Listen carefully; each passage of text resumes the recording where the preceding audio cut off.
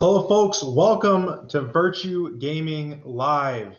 We're going to be here with Runeterra Academy Senior Class Week 4, New Age Esports versus Virtue Gaming Ambition. Only 1 week left in the series after this. Playoff implications on the line. Here I am. I'm Magnum Buck, joined here by my pal Orion. Going to be a good one. Yeah, and I'm really excited. This is the Senior League, the Academy, Runeterra Academy. Definitely for both these teams fighting for, for Virtue Gaming, battling for a higher seed in the playoffs because I think they're already locked for playoffs. And then for New Age Esports, there's still a chance for them to not even make playoffs. So for them to win this series, it's going to be really, really important for them. So it should be pretty much a banger of a series. That's what I'm hoping for. They both look pretty even on paper, but we'll see what they get to when we end up getting to draft here. But is there anything that stands out to you player-wise, a single player that you think is going to make the difference either on New Age or on Virtue? I would say for Virtue Gaming, I think a lot of their emphasis is going to be around the top laner. Number 2 Ginger, like the enemy top laner on the team. He plays a lot of the weak side tank type of style, and number 2 Ginger is like kind of the opposite of that kind of player. He's a lot more of a carry type of style. So if he's able to get going early and he's able just to dominate this side of the map, it could be very, very easy for Virtue Gaming to play this game out. I think if you are a team like New Age Esports, they definitely probably want to play around their mid laner very, very well. He definitely seems to be their kind of skilled player, especially with how they have their top laner on that tanky type of style. A lot of their damage comes from their mid and their AD carry. So definitely going to see, especially in draft, a battle for which team can get the powerful AD carries and which team ends up banning these types of things. But overall, it should be a very solid match. I'm really excited for it. Yeah, no doubt. Well, I think we're going to be getting into draft here real soon. I'm not sure where that is at. But nonetheless, looking at it, I am super excited to see this. Gosh, where did that go? Oh, I apologize. My screen went blank for a second. Nonetheless, I mean, with playoff implications, we kind of talked about it a little bit. But going with it, what does a number 2 seed really get for Virtue Gaming versus, say, the number 4 seed where they're currently sitting? Yeah, so in terms of how Runeterra Academy is set up, they're actually set up in 2 different divisions. And top 4 out of the 6 teams makes playoffs. So for Virtue Gaming, if they were to reach up to second place, I think that means that they will play against the 3rd seed of Division 1 because they're currently in Division 2, and they will also get priority over side selection, which when you're playing in playoffs, which is typically a best of 5 series, you get side selection for game 1, and the game switch for every team that loses typically. So if it does go all the way to game 5, you will have that side selection for that game 5, so you can kind of plan that out accordingly. You can plan for each side depending on like how the games go. Also, if you end up dropping all the way down to the 4 seed, you play the best team in the Group 1 Division 1 set for Runeterra Academy, which, if you're on the 4 seed, like, you typically don't want to play the best team of the group the first thing in the playoffs. You kind of want to get yourself used to playing in a best of 5 setting, and you kind of want to just adjust to how that's going to end up working out. So definitely want to see a 2 seed for Virtue Gaming Ambition instead of dropping down to a 4. And speaking of number 1 seed, TA Black right now is going to be leading the league. Both teams have lost to TA Black at this point. It was a 2-0 loss for New Age Esports and a 2-1 for Virtue Gaming. Them taking 1 game off, kind of showing a little bit of mettle there. They did pull out the Yumi for that win though, so I don't know if I can say it's okay. Yeah, I think a team like Virtue Gaming Ambition, one of the things that, obviously they're sitting currently in third place, but they've played a lot of games. I think in terms of, if you look at their overall game record, they've played multiple 3-game sets instead of just going 2-0 or 0-2. So they definitely know how to kind of grind out some series. Obviously, if you're really looking for some clean wins, you want to see a lot of 2-0s, you want to see some 25-minute games, so you're effectively winning those types of games and playing very smoothly. But in terms of just like playing multiple games, that's just a lot more practice and a lot more just playing together with your team, which can go a very long way, especially with, we're so close to playoffs. Having a team that is experienced as VGA, they've already played so many games. Like, they're definitely a team that can adapt very easily going into playoffs. Yeah, and we can go ahead and we can kind of start here. We can start looking towards the draft per Mhm. se. We're seeing some of these people; they have their main champions.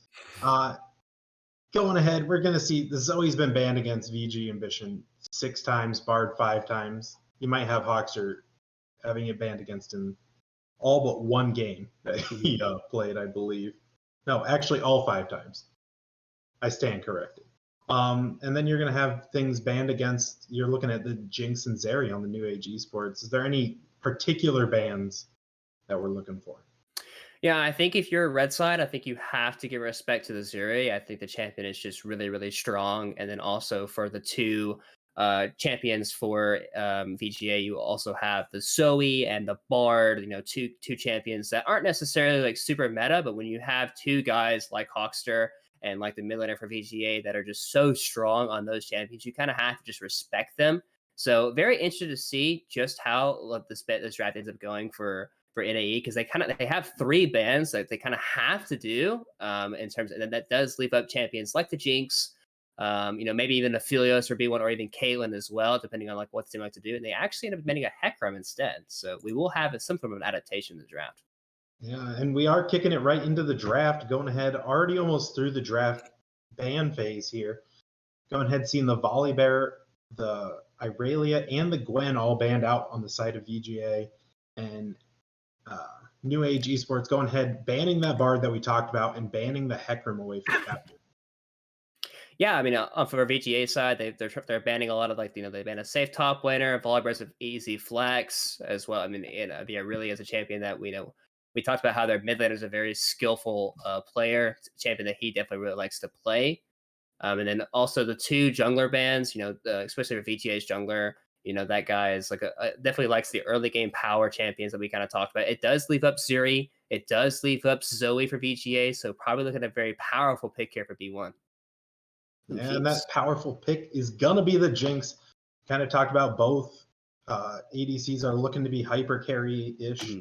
And the Jinx, obviously one of the best in the meta. Whether you're looking at solo queue, you're looking at pro scene, you're looking at amateur scene, that's pretty much the one you want to go to. And I would not be surprised to see the Aphelios coming out on the other side. Oh, I forgot Zeri was left. Yeah, I was about to say Zeri at this state in the meta is probably even a better scaling champion than Jinx is. I mean, Jinx obviously with lethal tempo changes, she's able to hit an entire screen away from you, so it's very hard to kind of compete with that.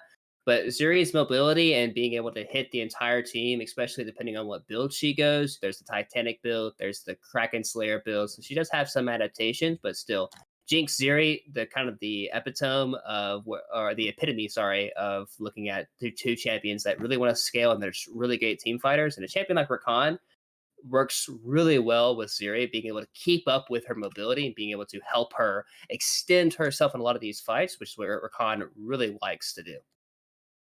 And Rakan being a surprise pick, I did not think I'd see Jensen playing the Rakan, as he does love his enchanters, but that engage definitely does give them a whole nother aspect to their game.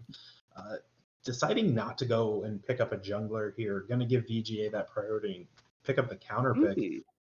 Ooh, but looks like they're going to be putting Chapanya Fan on his favorite Ahri. He's been playing Ahri a lot lately and finding success on it.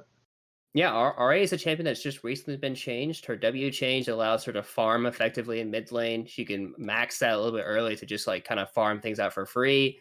Her ultimate change allows her to just chase down champions very, very easily. She can have a maximum amount of charges up to 8 dashes, which is really, really interesting change to Ahri. I think it allows her to be picked more easily in terms of into champions like the Zeri, like the Rakan. She can just chase them down forever. Also, the Nautilus pick coming in, great lockdown champion against champions like Zuri, like Rakan, very, very flashy, very nimble champions. But once you knock them up in the air, they're just kind of caught up in a space that they can't really do much about it. Yeah, definitely a style I think at least I expected to see. I believe you did too, coming out from Hawkster, being that engage, and that kind of shows one of the things you can do with Jinx a little bit more than Zeri. Rakan is the engage, so they're the protect, and we got the Poppy coming in not wanting any dredge lines, and those 8 dashes don't work into a Poppy W. No, it does not. I have a feeling the Poppy's probably going into the top lane. That's while it is a capable jungler, the Poppy just kind of fits the top laner's style for NAE. It also stops a lot of the champions that VGA's top laner, number 2 Ginger, what he really likes to do as well, which we're seeing a Camille ban as well. Typically a champion you kind of see into Poppy, but still Camille can do a lot of damage when she can just build a little bit tankier in terms of being a bruiser, building up a lot of HP, so she can still kind of deal with the Poppy. So, but it also just kind of fits with number 2 Ginger's style. So I like that respect of it as well. Vex ban as well, being straightly targeted towards the mid laner type of style that he likes to do. So bans going pretty respectively so far for both sides. No, definitely. That Vex also can definitely take an Ari out of the game if you're not careful. If she can time the fears well enough. But I still think this Poppy flex pick was a great R3, and I cannot get over it. I'm just sitting here just like, I didn't even think about it. And we're going to go ahead and see the Olaf band coming out here from New Age Esports as well. Paying a little bit of respect to Captor and his early game focus, not wanting to go, but I'm surprised the Lilia made it through, actually. Yeah, Lilia has been a champion that's been banned a lot against VGA, and it's actually, I would say, a champion that is pretty good into Poppy, but I would say it's overall pretty weak into Ziri and Rakan. Those two champions are, I think, a little bit too mobile for what Lilia kind of wants to do. Like Lilia excels into champions that kind of like come into her, but she kind of has a hard time potentially like just like because she can get kited kind of easily if she doesn't have a lot of her movement speed built up already. And into champions like Zuri Leprechaun that are very flashy, very, very, very quick movements, Lilia can have a decently hard time. And we're also seeing a Cassiopeia locked in, a champion we kind of felt was coming a little bit, especially if we're kind of like what this guy likes to play in the mid lane. He likes to play these high skill cap mid laners. So overall, pretty solid pick, especially into the Ari and the Jinx as well. So I like to see that. Nasus. I don't believe that we'll see it. I mean, it could be a pick into the Poppy. But nonetheless, I do like that Cassiopeia ban, and I think they're going to go ahead and pick up the Lilia anyway, regardless. It's just going to be playing around the miasmas from Cassiopeia. There's a lot of anti-movement and movement all at the same time on the side of New Age Esports. Yeah, I mean, like I mentioned, for Hawkster here, Lilia is a champion that he knows how to pilot very, very well. So maybe he feels he's just really comfortable on the champion and he knows what to do. And we're seeing a carry top laner and Jace, what we expected from VGA as well. So a lot of picks, kind of coming into fruition in terms of like the style that these teams like to play. We are going to see if the Poppy is actually going into the top lane or the jungle. Jace as a champion destroys Poppy in lane, but Malphite does super well into Jace. It's also a tank into it as well. So Poppy's actually going into the jungle. Very good adaptation here for New Age Esports. Sending Poppy into the jungle, having Malphite top, because the second Malphite hits level 6 against Jace, Jace stands no chance in this lane. Yeah, it was one of those good picks into the Poppy, and like you said, it was a great adaptation from the side of New Age Esports to just take the draft back in their favor. And now you have VGA wanting to go in. They have the Nautilus, the Lilia, and the Ari all wanting to go in. And you have all of the anti-engage that you need, plus some of your own in the Malphite Ultimate, Rakan Ultimate coming out. Who you feeling is winning this draft here? I mean, I really like New Age Esports draft. I think they got a really powerful bot lane in Zuri Rakan. I think Zuri is probably one of the best champs just in the game in general. I also think the adaptation sitting Malphite in the top lane, Poppy into the jungle is like really smart too. Seeing Jace come out of B5, I think Jace, especially when Malphite as a champion is still up on the table, they probably thought what I thought as well, saying, hey, this Poppy is guaranteed to be top lane. We're gonna pick Jace here. But the counter coming from Malphite, I think, especially if he builds a little bit, like if he builds the Everfrost build, he can give Jace a lot of problems. Even Lilia as well. Especially the chain CC that can happen between Malphite and Rakan. Rakan is a really good secondary engage champion. He typically doesn't like to go first, but he's really good at following up on someone else's engage. And Malphite loves to go first. So the chain CC that comes in from New Age Esports, along with potentially Cassiopeia Miasma, Poppy W coming in, once they go in, it can be really hard for VGA to get out. But there are some tools that VGA still has. Like they have the RA Charm for a pick, they have Nautilus Lockdown, they have the Lilia Sleep as well. And they also have, Jace's early laning phase into Malphite is still good. So definitely look for them to play early and often in that top lane to give Jace enough of a lead that when Malphite does hit 6, he might not be able to just one-shot him the second he shows up in lane, hopefully, for VGA. But if that doesn't happen, I definitely see the game for New Age Esports being a lot easier to play for them. Yeah, I definitely do agree with you. New Age Esports has the easier team comp to execute in this one. But I don't want to discount VGA's, and like you had said, their early game ability, but especially if that Lilia can get the Jace rolling up there and can then go ahead and find Zeri being incredibly squishy early, even with a Rakan shield, is not going to be much of anything if Lilia can get on top of her. Yeah, Zeri and Rakan's laning phase is very, very weak. Especially Zeri can get very easily pushed in. Lilia can come around for a gank as long as Nautilus is able to actually land that CC chain into the hook into an auto attack for the roots. So there are a lot of potentials in the early game. The only issue for Lilia is not a very good early ganking champion. She likes to clear. She likes to continuously do her camps on respawn, and she likes to keep up the pace. Especially a champion like Poppy. Poppy doesn't nearly clear as good as Lilia does. So definitely look for Lilia to just be outpacing this Poppy as much as possible. You could potentially look to see Chapania Fan push out mid lane very, very often and roam around the jungle with capture. That could be an idea for them to maybe make plays in the bot side or even the top side as well, because they will have push in the top, they will have push in the in the mid, and even the bot lane potentially, depending on how aggressive they want to play that lane. So we could see a lot of the early game focus just being like trying to deny. Trying to be very aggressive into the jungle areas. They do have that advantage, but as the game progresses and as the game starts fighting around a lot of these objectives, that's when you'll start seeing New Age Esports start gaining a little bit more control back.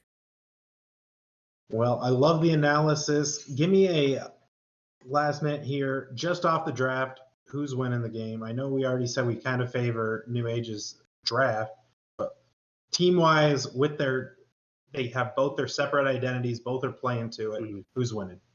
I think if VGA is get an early enough lead, I think they can win this game, but they have to get a very solid early game lead. If they don't, and this game is even past like the 10 to 15 minute mark, I think New Age Esports composition is just way too easy to play. I think the winner will be New Age Esports. All right, there you have it. New Age Esports, the declared winner of Orion. God. I might have to go with New Age, but every time I vote against VJ, they win. So therefore, we pick New Age and we go with it. Otherwise, we're going to head to a quick break here during the spectator delay. We'll get back to you here in just a couple minutes.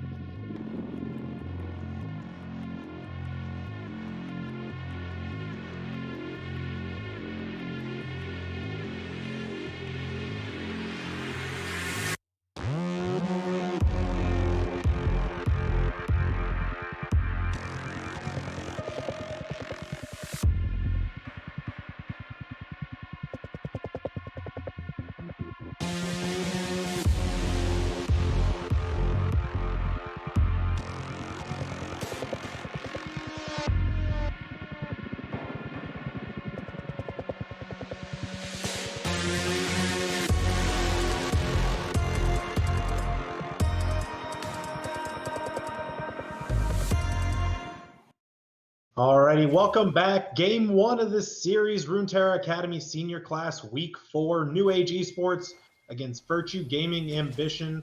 Once again, I am Buck. Got Orion here with me. You ready for some early game strats? Yeah, I'm excited to see how these teams are playing out. I mean, we talked about how, VGA definitely does have the early game advantage in terms of like their overall ability to push the waves out and roam around the map. We kind of looked at, how Jace really needs to get an early game lead on this Malphite, or he is probably just going to get ulted on repeat and just die. It does look like there's potential for the invader on the top side with Hawkster here. Have to wait and see how it plays out. Alright, Hawkster, gonna go ahead and load Senpai's flash. Pretty well played. Gotta flash those emotes. So. Yeah, that was really good for Hawkster, sneaking into the vision there, making sure that he's able to, get that early flash. A champion like Cassiopeia, if you're able to get the roam into the mid lane, Hawkster can very, very likely just trade his flash for a potential kill, especially with Chapanya's fan having the charm past level 2, maybe even, depending on level 3, depending on what he decides to scale up. But Cassiopeia not having flash for the next 4 or 5 minutes can be pretty important. Oh, and they think they're going to be going, possibly looking for Hawkster. Not going to find anything. Yeah, overall we have the junglers starting on similar sides. It looks like Lily. Oh, Hawkster's going to find the Zeri, but Rakan's going to find the Jinx, and it's going to go ahead just be a small little trade here. Kakma is going to go ahead and take the half health trade a little bit in favor of Virtue Gaming.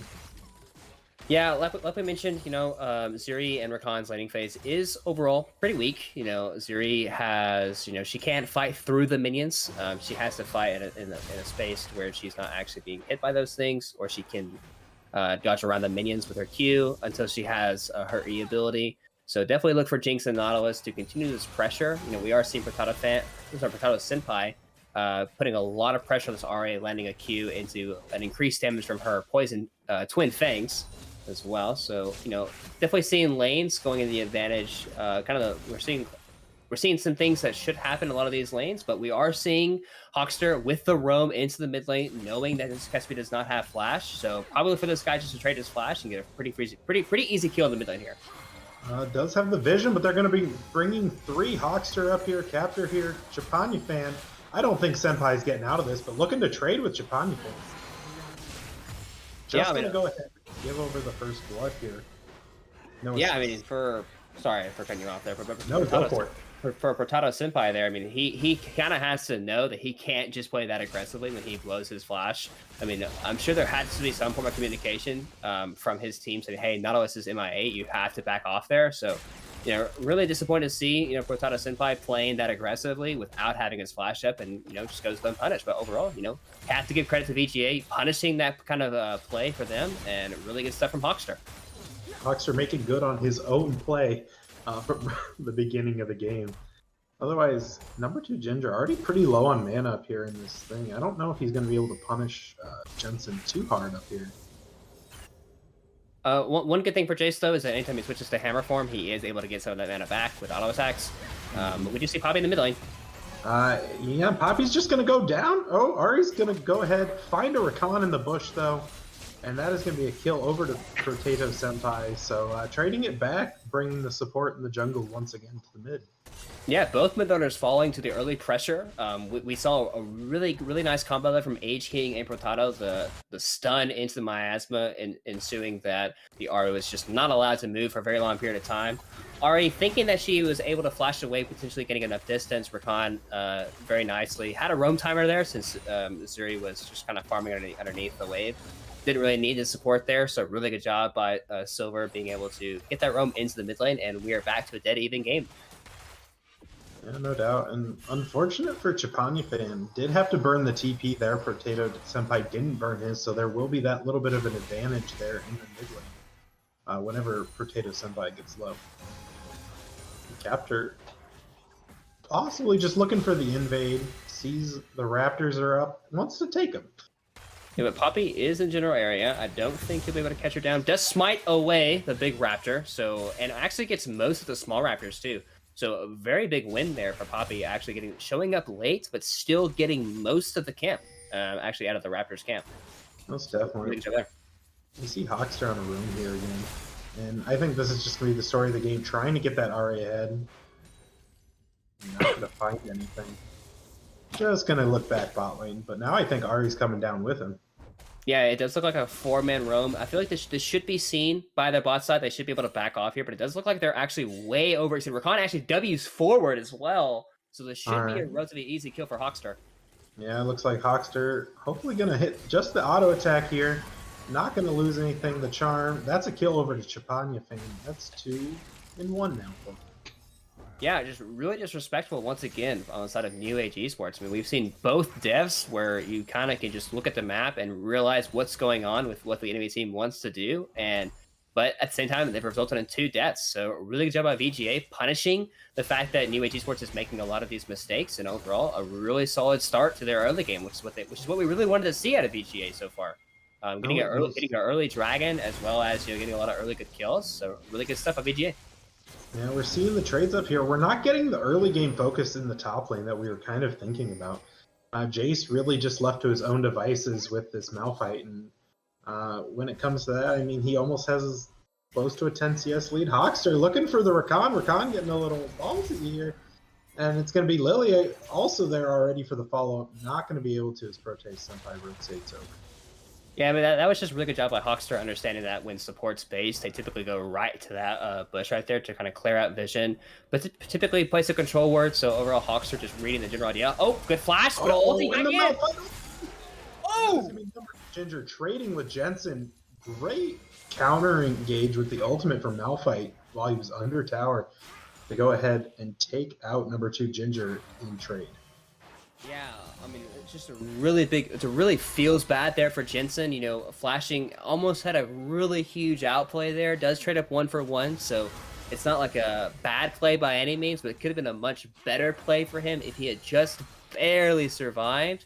But kind of like you mentioned how like both top winners are kind of playing on the island. This is exactly what New Age Esports wants for their Malphite against this Jace.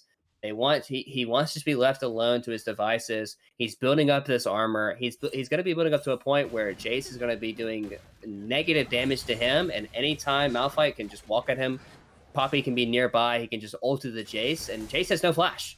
So Malphite ulti is almost guaranteed to land, and the Poppy can just come in as well for a very easy kill onto this guy. So I have to wait and see how it plays out for the next couple of minutes here for top lane.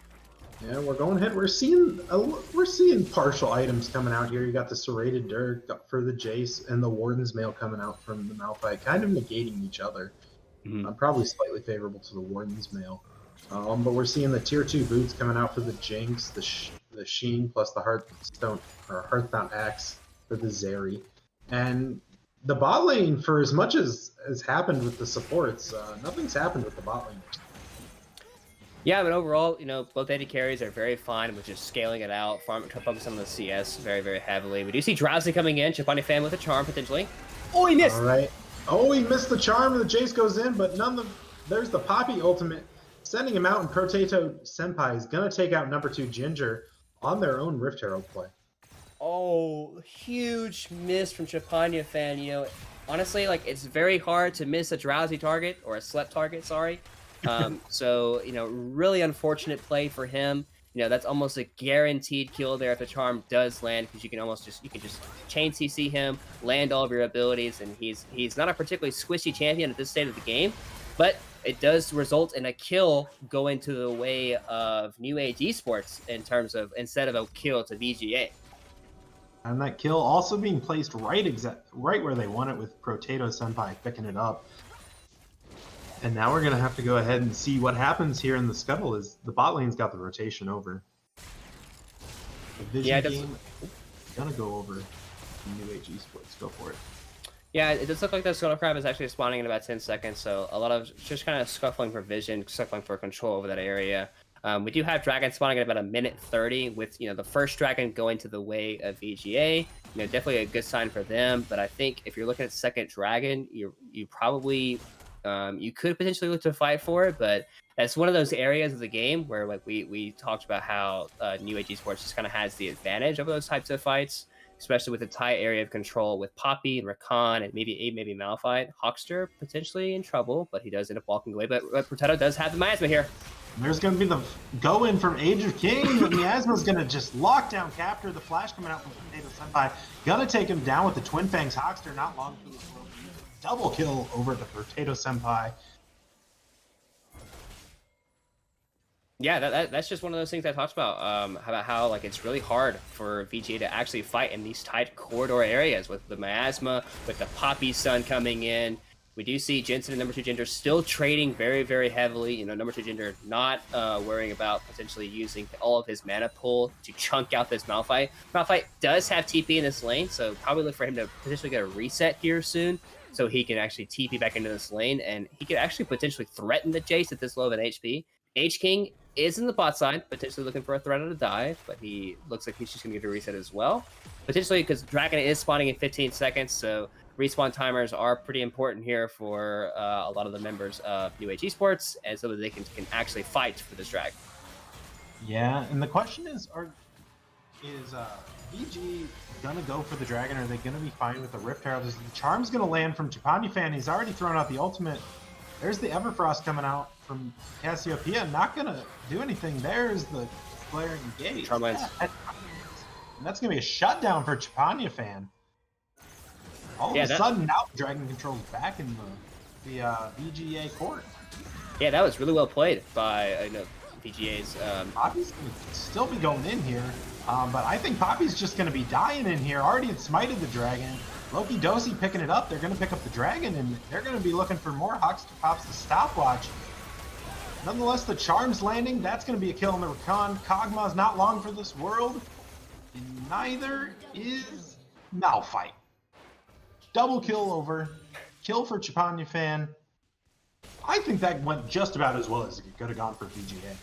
Yeah, I know. If you're VGA, you're saying, hey, that was huge for us. You know, Jace still split pushing in the top lane. You know, lots of kills go the way VGA there. You know, they secured the dragon as well. They got multiple kills. I also just think that was just very disrespectful on the side of New Age Esports. And we've seen it a lot from these guys. You know, a lot of their deaths have just been like mistakes that they could very easily just, you know, recognize as, you know, your mid laner gets caught out, it's a 5v4 on the map, and you still try to force it out.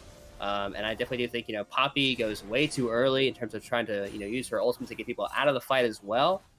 So just really poorly executed there for New Age Esports, and the result is a 2,000 gold lead to Virtue Gaming. And that is a 2,000 gold lead on a collapse. Gale Force, Jinx. And that's going to be the hook landing onto Potato.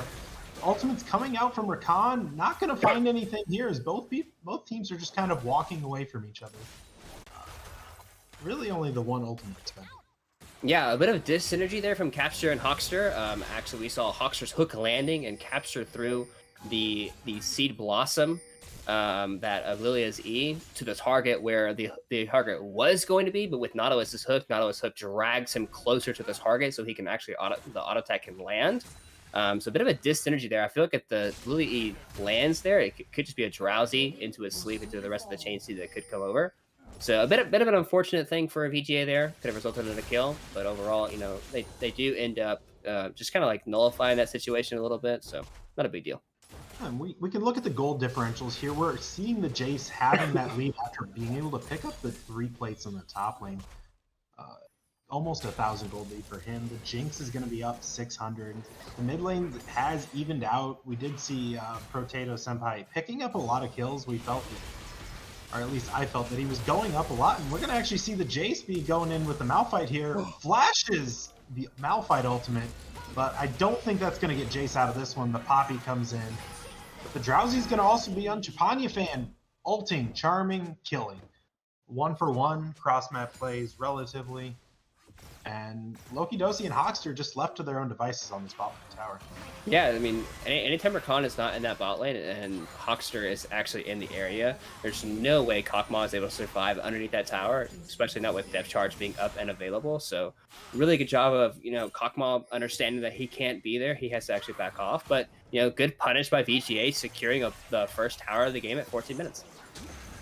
And we're going to see Captor going in here, stealing the blue buff. Poppy coming down, see what she can see. Going to be able to donate this one over to Ari. Ooh. No, it's going to be donated to Zeri instead. Good take by Kog'Maw. Yeah, I mean, just unfortunately just ran out of damage there for them. They tried to secure it best they can, but Zuri able to sneak in that Q for 44 damage, securing the target. But overall, we are seeing, laning phase kind of starting to be over a little bit. So we're potentially seeing, bot lanes going to mid more often, and the solo laners going to the sides. So a lot of the play for now is going to be playing around the vision, playing around who can gain control over which area and which teams can make picks happen. So the state of the game can kind of lull out here for a little bit, depending on like which teams are actually looking to make plays. Um, but overall, I think the game is probably at a pretty solid state for VGA. We kind of talked about how they needed that gold lead, they needed that advantage, but I also feel like New Age Esports has kind of just given them that advantage at this point in the game. New Age definitely had their opportunities to keep the lead away from and actually just take it for themselves. But that we are seeing they are down 3K, down 2 dragons, down 2 turrets. No one. An interesting thing I thought was no one ended up taking the Rift Herald 4 plates. There was just so much killing happening otherwise. There was nothing else. But the dragon's going to be spawning here in 30 seconds, and New Age is the first ones to the scene. We're going to see what's going to happen. Both top laners do have TP. They are now unleashed. Vision control is in New Age's favor. This Ocean Drake would be the sole point. Yeah, we are seeing Malphite. Actually, Jace is TPing from behind as well, so Malphite is answering the TP as well. Here we go. All right. Jace is going to TP and just be chased out by the Rakan. The Nautilus depth charge comes in onto the Poppy. Poppy is going to be able to ult the Nautilus out and kind of dissuade any of that fight that was happening. But now VG kind of has the inside track to wherever they want to go, whether it's mid lane. They're going to find the hook, but that is not necessarily the target you want. Pretty tanky Jensen there. Japan's going to ulti over the wall, not hit the charm, and just be able to chunk the Cassiopeia a little bit. Yeah, it's really important that VG does not clump. Oh, the Malphite ulti's coming in. The Rakan going to follow up off that. The charm, number 2 Ginger, is going to be going down. But nonetheless, that is going to be a Rakan going down on the backside. Ari going to take down the Poppy, and that's going to be Kagma going down. Ace for VGA plus a dragon. Yeah, just really, really poorly played there for New Age Esports. Malphite Ultimate only letting one person Rakan follow up. I think only actually hit one person as well. None of the actual CC's abilities went onto the Jinx or Chapanya fans. So really good job actually spacing out. Like the one thing I was about to mention is really, really important that they did not clump up. You saw how VGA was actually trying to like space around that, trying to play the fights in like a semi of a ball kind of, to where like even if Malphite does come in, only 1 or 2 people is going to get hit, not 3 to 5 people, which is be really, really devastating for the composition of VGA. But overall, just a really solid team fight there for Jinx. Jinx playing the team fight kind of slow, doing damage to all the frontline carries that she could, and then realizing once all of the tanks use all their CC abilities, she gale forces forward, does all the damage to Cassiopeia and to the Zuri as well, and results in a team fight win for VGA again. And they're on sole point with a 5.5 thousand gold lead at their hands at 18 minutes. Not only is a 5.5 thousand gold lead, but that is also going to be objective bounties going over to the side of New Age Gaming.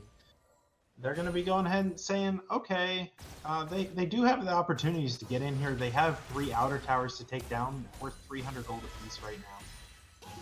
Finding the different ways back in. You got to stop that Ocean Soul at some point.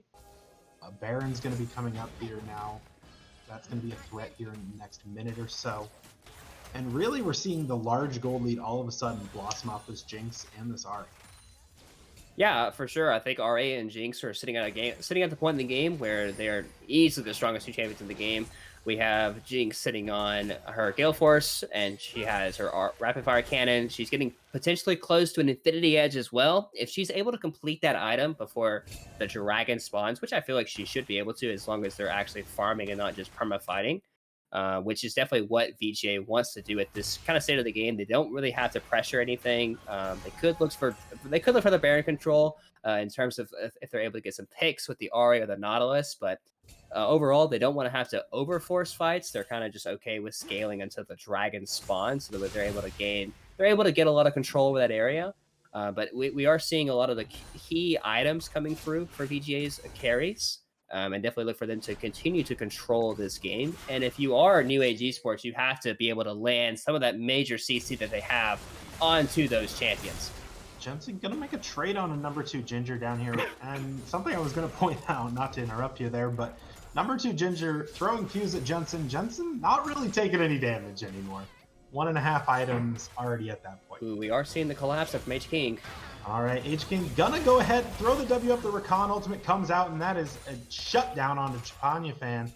600 gold there, extra. So worth 3 kills right there.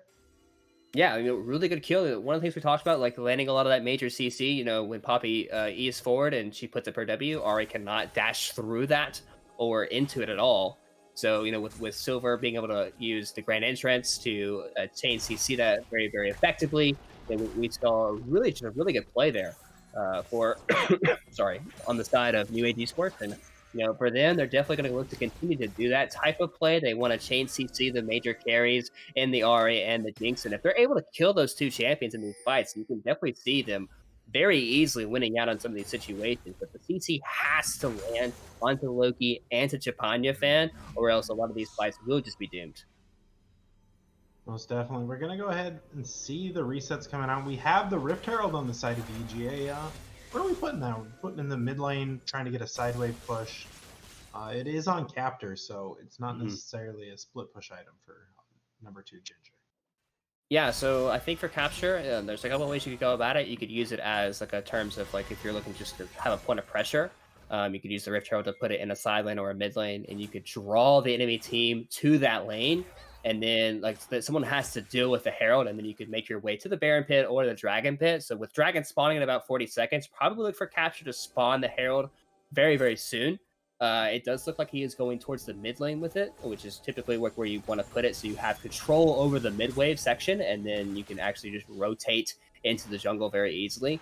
I will say, they do not have to fight for this drag. It does look like position is way in the favor of New Age Esports, and if they do die, or they do over push in this area, it could be very dangerous. Speaking of over pushing, number 2 Ginger does spot out Jensen in their. Captor did not get ulted as I thought it would happen. Japani fan pushing this tower on the top side. That means there's going to be no mid laners, but Potato Senpai just going to take him down with Petrifying Blaze. The Rift Herald is going to be pushing in the mid lane with the wave, and now it's going to be the 4v4 here. The TP is going to be coming out from from Potato Senpai to answer that Rift Herald in the mid lane, but the Dragon's already being started up.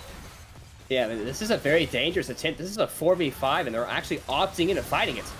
And they opted in, but nonetheless, Hawkster's probably going to go down for it. The Malphite ulti comes on in. Loki Dosi not going to be taken down, though, and Jensen just hung out to dry by his team because number 2 Ginger's on the backside. Going ahead. Not going to find anything. Potato Senpai finds number 2 Ginger with the poison. Good night, but nothing going to be found from it. All right. Nautilus is going to be finding the Poppy, but nothing is going to come from it. Everyone's sitting low. Chapanya fan coming in the backside. All of a sudden, ulting and finding one. Potato Senpai, the charm just missing. Has the ultimate, though. That is going to be a double kill on the... And instead, a triple kill onto the Ahri. Cleaning up the fight. Zeri's the only one living. Yeah, now it's almost very dangerous for VGA there. VGA having a lot of confidence in their carry, saying, hey, we can win this fight 4v5, I promise. So Chapanya fan, and sorry, not Chapanya fan, but Capture and Loki Dosi going over the wall, trying to play out the fight very, very confidently.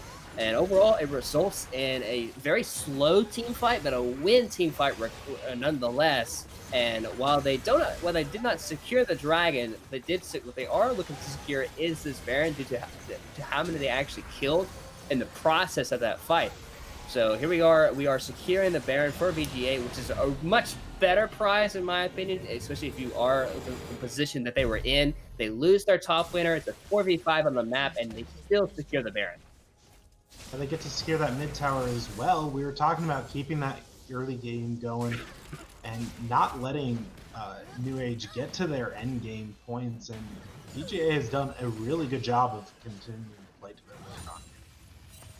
Yeah, I think for VGA, you definitely just use a lot of the pressure that a lot of champions can garner. I mean, Jace is kind of struggling in this game a little bit in terms of drawing like a lot of pressure in the side lanes. I think Malphite is the champion that can just sit on him, and he can't really actually do a whole lot of damage. But Ari is a champion that typically can play very well on a side. We saw Cassiopeia able to get a nice flank. Chapane fan not quite paying attention at side lane, which did result in his death.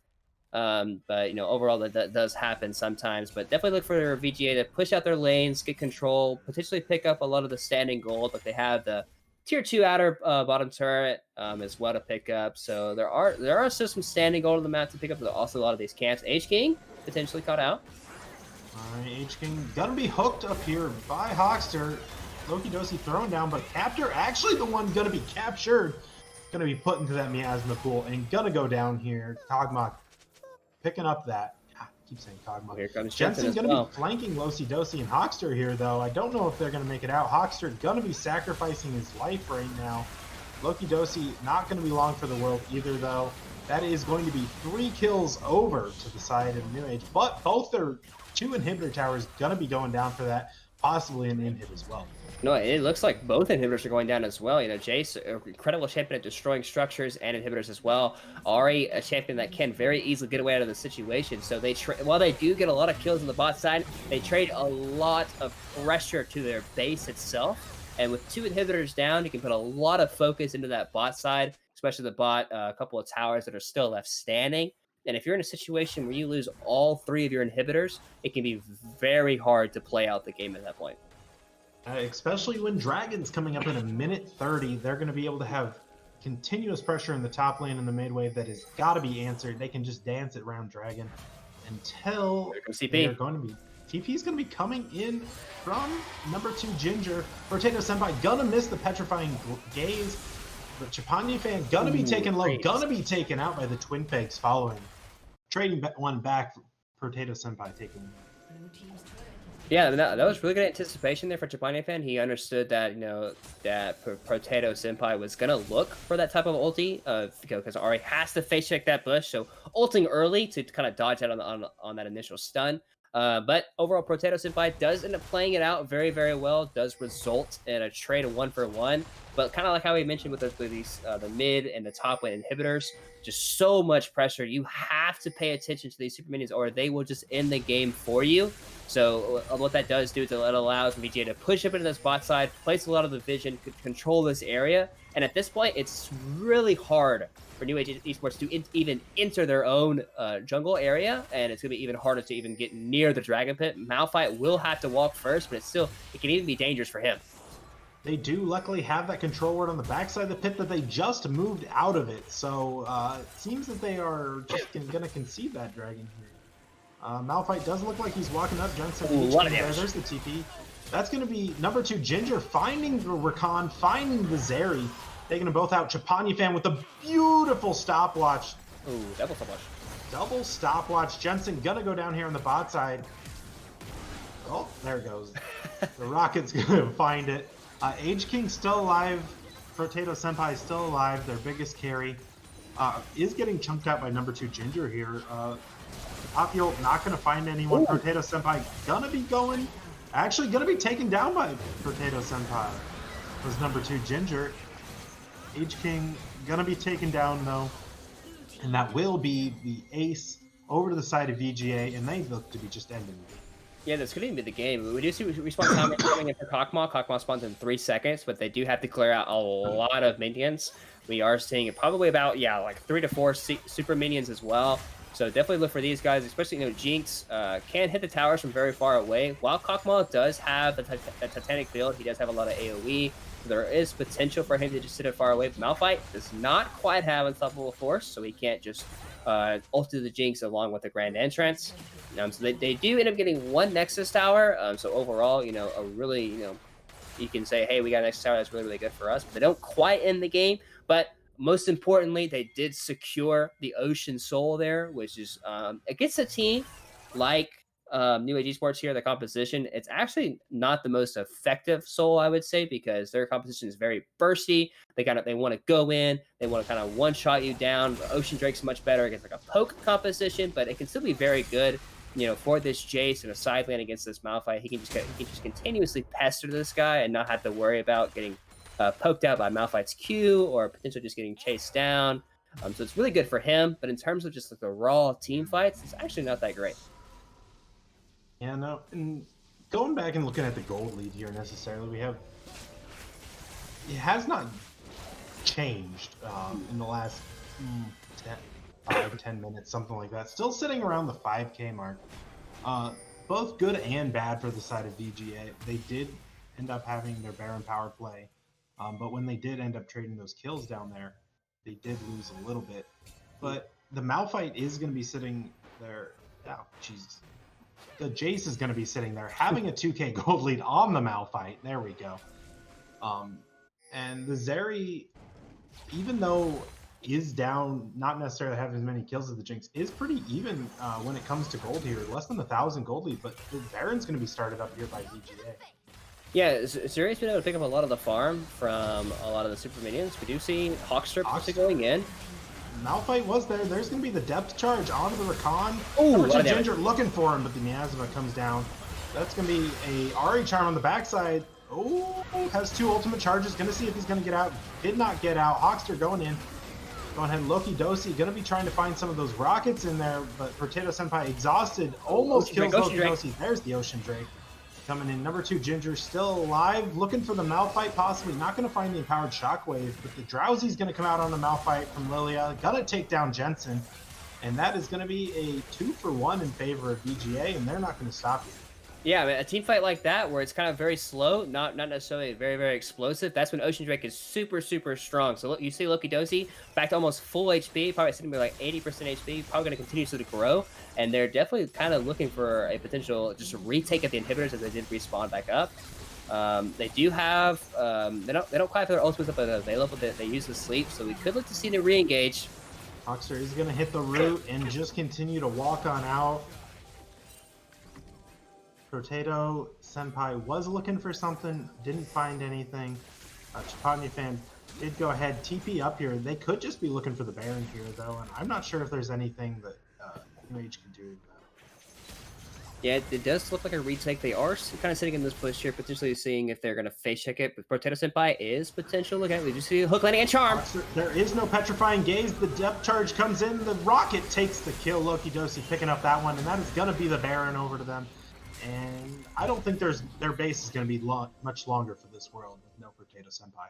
Yeah, that was just really well played. You know, Potato Senpai, I mean, he was just a little bit too late. Chobani fan and Hawkster understanding the situation very, very well, saying, hey, this guy could potentially face check or someone else could face check. You know, layering the hook into the charm, you know, a lot of the damage, you know, a lot of long range damage from Jace and Jinx as well. Really well done. And it does look like you mentioned, how the base might not survive because they lost a lot of their damage. Yep, the hook's going to land from Hawkster. That's going to be easily taking out the Rakan. Chapanya fan going really low, gonna pop the stopwatch again. They're gonna go ahead, find the Malphite on the Drowsy. Drowsy lands, Poppy's gone, and now it is only a Zeri left up to withstand 5 members of VGA.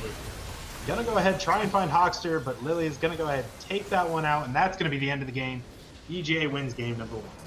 Yeah, that was just really well played by VGA, punishing a lot of the mistakes that New Age Esports made throughout that game. You know, I felt like for New Age Esports, they had a lot of opportunities for that game to go very well in their favor, but they just they took a lot of very disrespectful situations, and I also felt like Virtue Gaming just did a really good job of punishing those mistakes and just continues to push their lead. I thought Chapanya fan landing multiple charms in team fights was doing a really good job.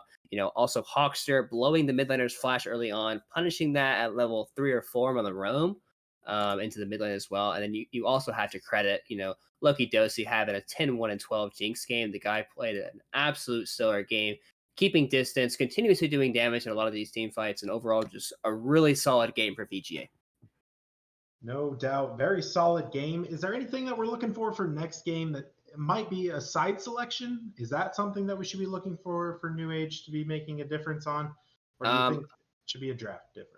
I think side selection will just flip on its own. I'm not really sure if it is determined by RA or not, but I do believe it just automatically flips. But I think for New Age Esports, I feel like they had a pretty solid draft. I feel like it was a very easily executable draft. I feel like they just which is so disrespectful in game. They made a lot of very individual mistakes that if you just look at the minimap or you understand, hey, we're probably fighting a 4v4, or like try not to go like, one by one into a lot of these situations and just play the game out just more efficiently, I feel like the game can be a little bit easier of a game for them. So definitely need to clean it up a little bit in terms of their map awareness and their overall just judgment of their situations. And hopefully for them, they will be able to play, a little bit better going to some of these games. But also, I feel like VGA also just did a fantastic job of punishing a lot of the mistakes that New Age Esports did end up making. So hopefully, we're looking for a little bit of a cleaner game from them, so we can see an even better game too.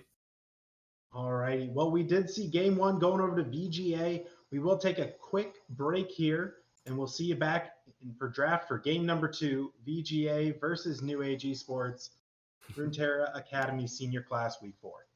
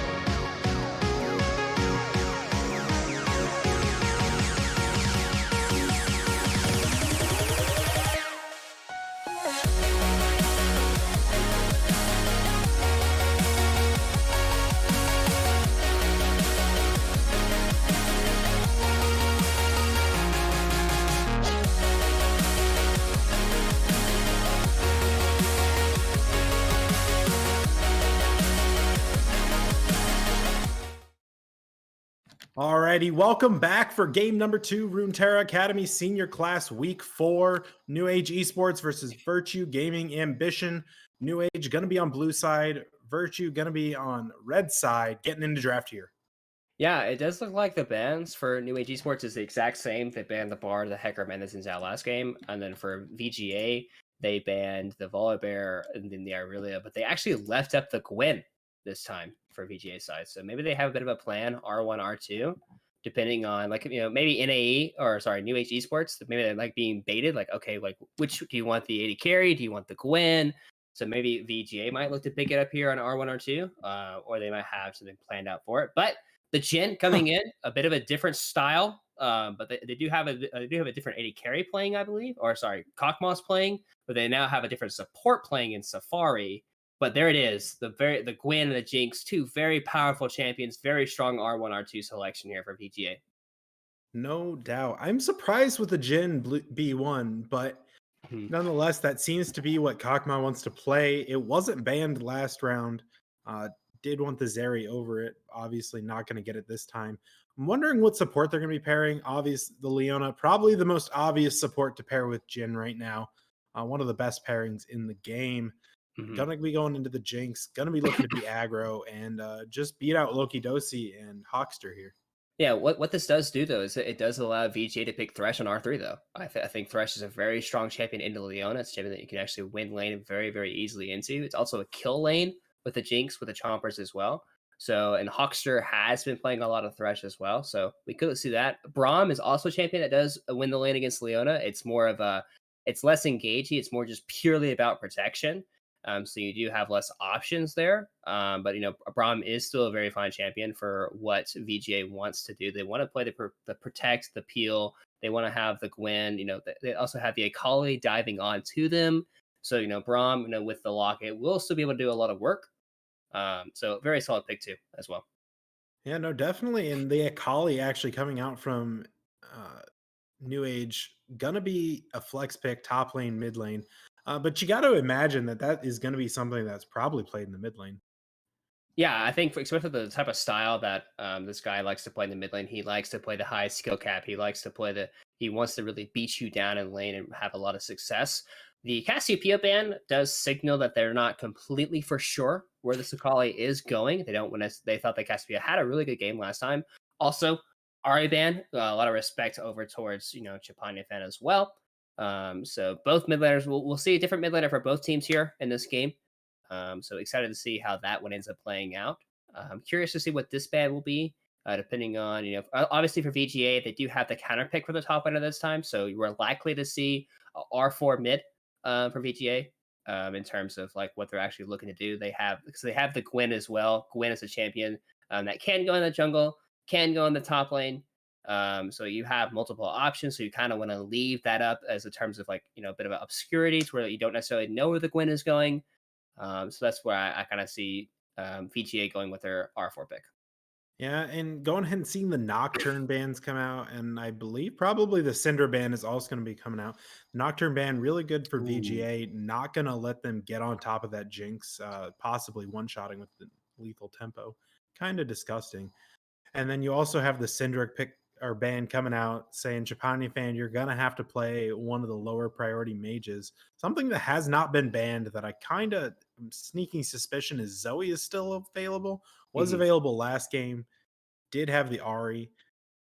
Doesn't seem like Zoe is the highest priority, but Silas gonna actually be coming out here probably for Japani fan.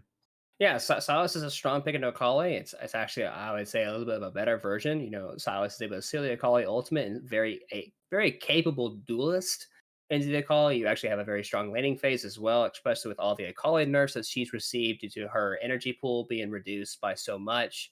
Well, not reduced, but her overall Q energy cost is up to like Mhm. 130, and it doesn't go down until about like level 4, level 5. That's when you start really seeing the energy costs go down for her.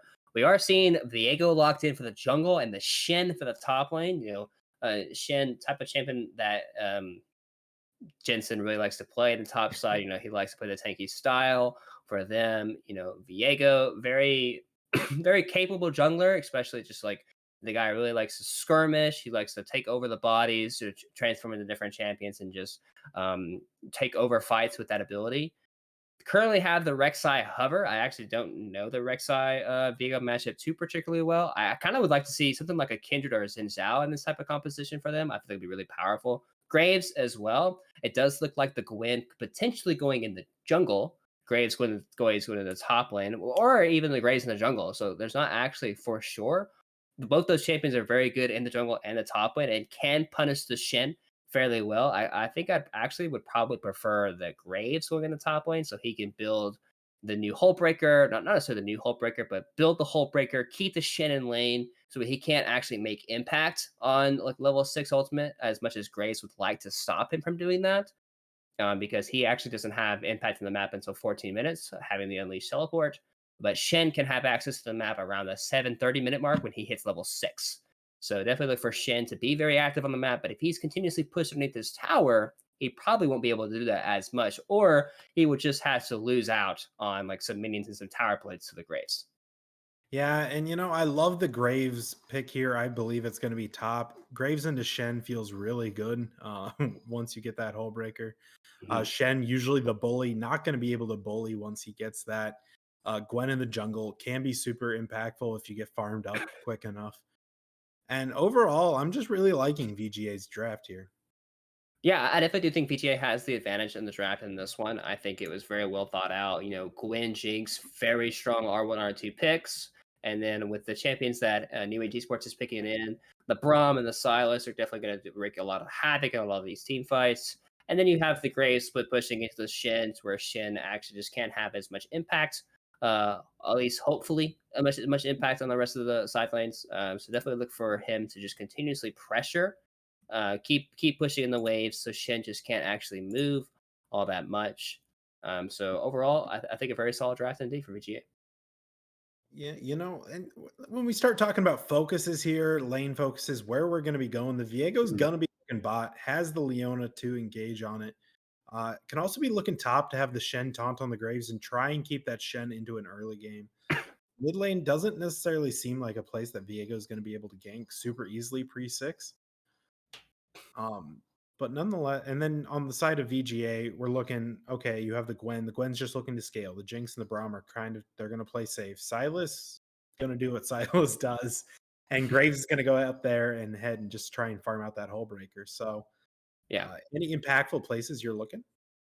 I definitely do think for Kog'Maw and Safari, I think if you're able to get an advantage with the Viego in that bot lane, I think you can definitely use Shen as a way of also just trying to dive with a 4v2 potentially, because even if it's Gwen or Graves in that top lane, neither champion has a way of stopping Shen's ultimate ability, so he can just teleport for free with the ultimate and then potentially teleport back to top lane depending on if he's able to save that ability.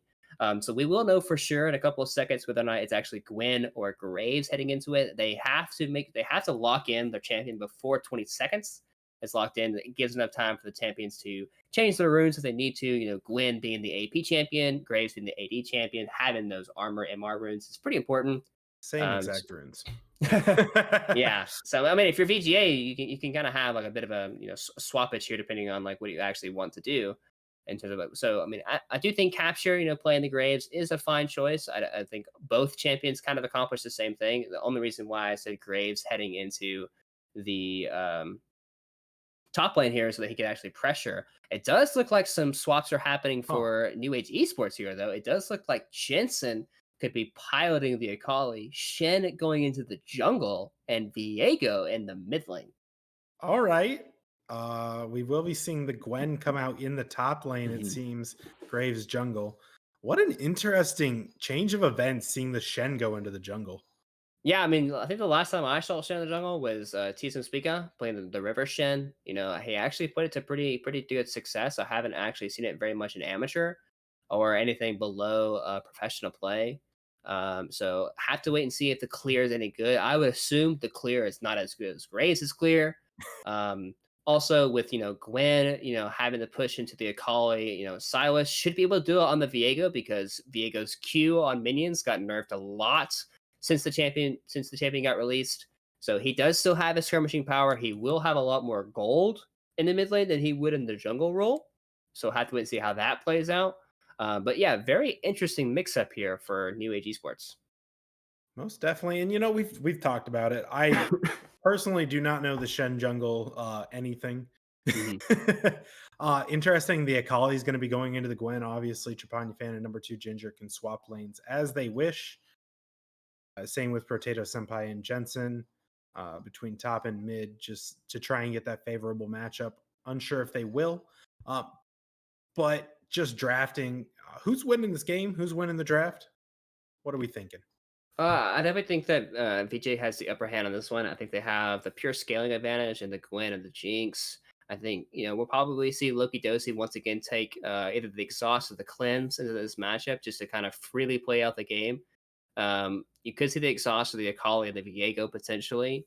But I do think, Gwen being able to like sit within her Herald Mist and also Silas's skirmishing ability as well. I think those two guys will be able to wreak havoc, especially after the last game with how well VGA played and punishing the mistakes that New Age Esports made. I do think the advantage goes to VGA in this one, probably looking to get a 2-0 in this set. Alrighty, well, thanks for letting me put that on you there, Orion. Otherwise, we're going to be going here to a spectator delay break. We'll be catching you right when we get into the action.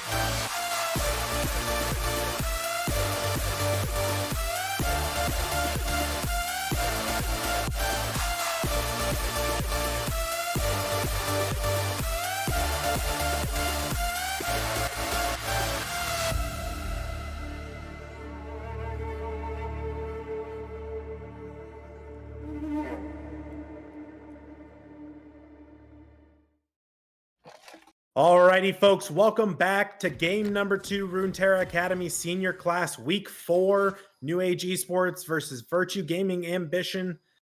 Currently, Virtue Gaming Ambition up 1 game in this series, looking to make it a 2-0.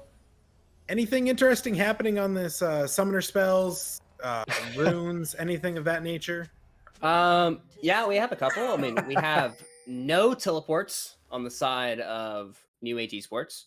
We have a cleanse Graves, which I will say does help with his dueling potential into the champions like Leona, Viego, Shen. Once those CCs come in, he can just cleanse it away and everything's kind of just chilling. We also see, a typical Gwen Ignite TP, potentially seeing, if Jensen wanted to take that Ignite as well.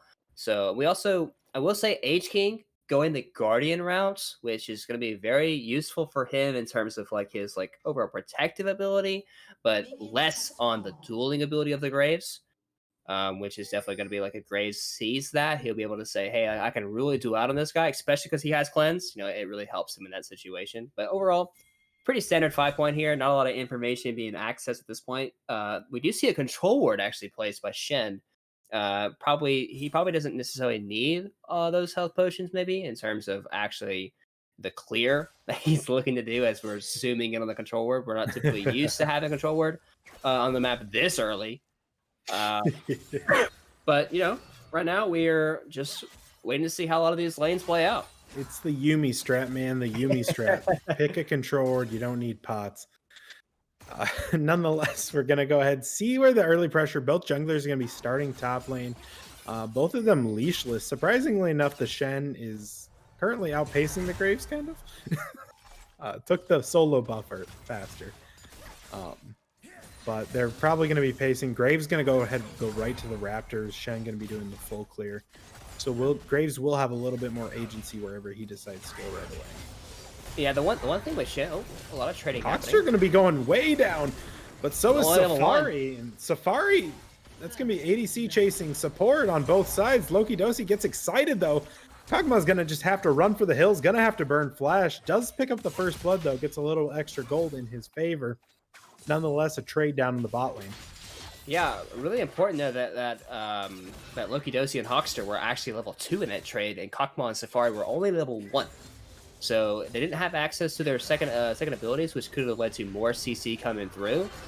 Also very important, we are seeing, Potato, but we do see number 2 Ginger in the mid lane, and then we do see Chapanya fans swapping on the top side, maybe feeling that they could have a better matchup. We are seeing number 2 Ginger getting pushed in a little bit here by the Potato Senpai. We do see Diego's range with Q being very prominent in this lane. He's actually able just to continuously press Q and just poke out this Gwen, potentially look for Q auto trades as well. So we are seeing advantages go to him. And we're also seeing a bit of an advantage go to Jason top lane, but Braum is here. Braum Hawkster, the smite is going to go over to the side of the Shen, but I don't think the life is going to go over to the side of the Shen. H-King taken very low. Potato Senpai at first on the roam, though. Now Captor is in a terrible position, has no flash, turns out. And that flash is going to cost him his life. Not first blood anymore. First river kill over to Kog'Maw.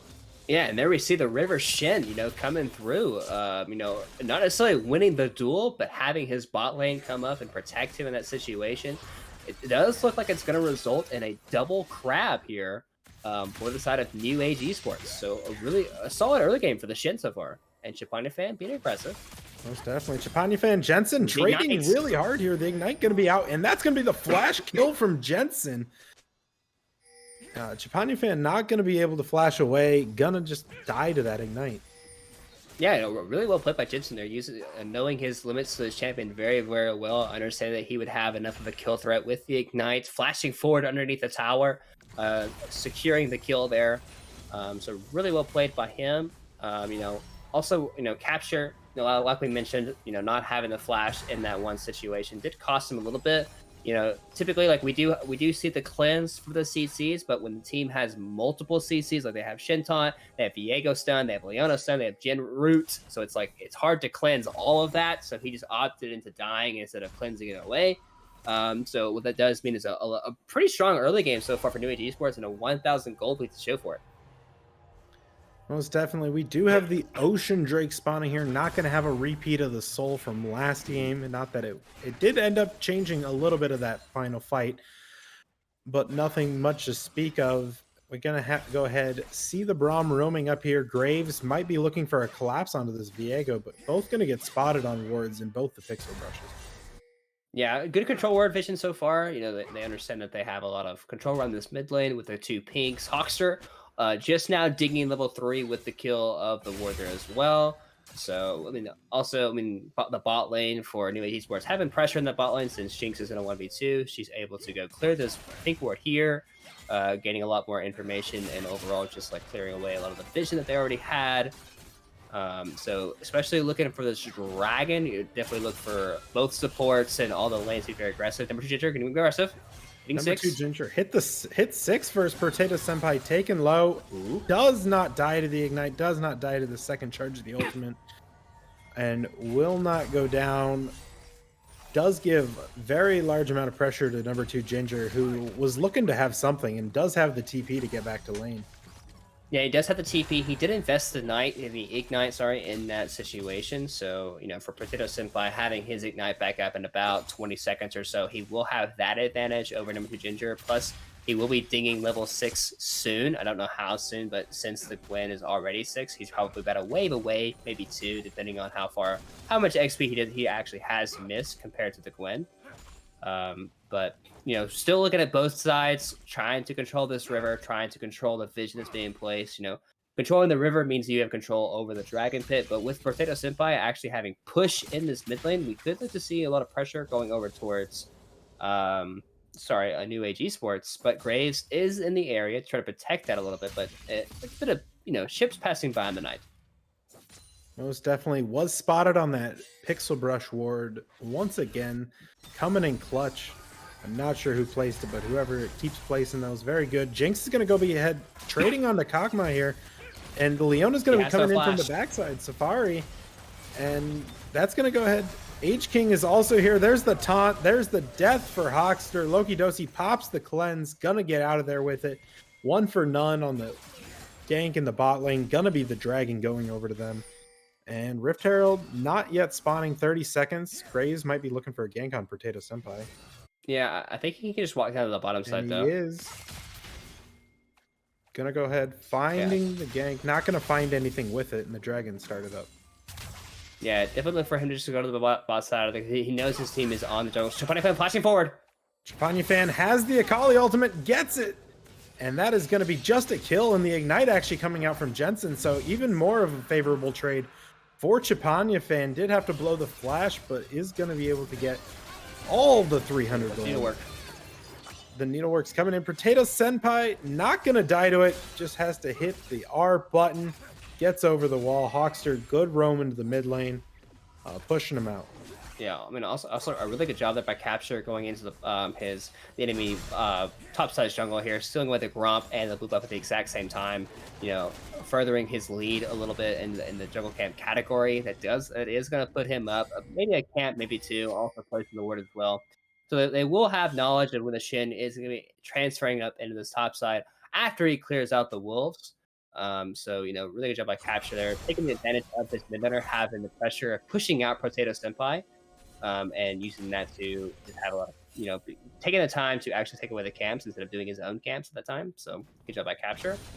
But yeah, that solo kill in the top lane is really bad for Jensen. He already was up 1 kill advantage, and for him to get solo killed back after he is solo killed and he used the Ignite as well is really unfortunate for him. I definitely don't like to see that from him. But Trapani Fan playing the situation well and securing a kill. Yeah, H-King gonna be sitting up there in the top lane, looking for maybe something if Trapani Fan decides to go aggressive. But Potato Senpai, interesting trades between the Gwen and the Viego. Viego being able to heal up when he can take a slightly extended trade, but number 2 Ginger getting really good poke off. Yeah, the cooldowns for Gwen are getting a lot lower, so you'll definitely start seeing a lot of these snip trades for number 2 Ginger happening very, very frequently. Early on in the stage of the game, you were seeing Viego just like poke down with Q and having a lot of pressure happening. But at this stage of the game, with Gwen having such low cooldowns on her Q and her E as well, you could definitely see continuous trades probably going into the favor of number 2 Ginger until we see maybe the Mythic coming in for Potato Senpai, depending on which one he ends up going for. But trades like this will continue to go in the favor of number 2 Ginger for a while. Most definitely. Captor in the mid lane, but also Safari in the mid lane. That's going to be the ult coming out from Potato Senpai, plus the Shen ulti used. Stand United gonna be down for the next fight, wherever that may be. The Dragon, 2 minutes, 30 seconds. Stand United should be back up for that. But yeah, cooldown's blown. Yeah, a bit of a miscommunication there for H-King and Potato Senpai, Probably not wanting to back out of that fight. Jensen using his ulti. Jensen, Trapani Fan gonna be going back and forth. The pink ward did come down. Jensen gonna be getting caught up here in the chains. Trapani Fan not gonna be able to find it. Collateral damage coming out, not gonna be able to find anything out of the graves. Oh yeah, overall, so really well played by Trapani Fan. Trapani Fan not quite having his hijack there to hijack the Jensen's Akali's ultimate there to try and secure a kill for him as well.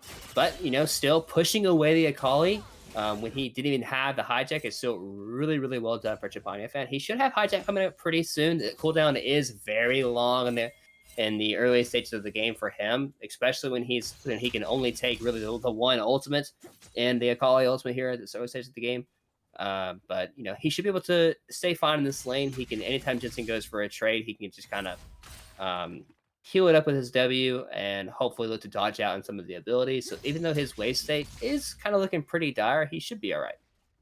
Yeah, we did go ahead and see Captor and Hogster take the Rift Herald here. So Captor is coming up to the top lane. Chapania fan taken really low by Jensen.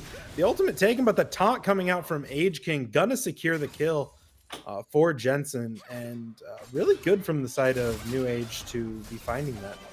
Yeah, that was just really well timed by Age King and Jensen, understanding that he knew that he really wanted to get that wave in to kind of just punish that situation that he was in. Chapania fan almost able to hijack the Akali ultimate into that play.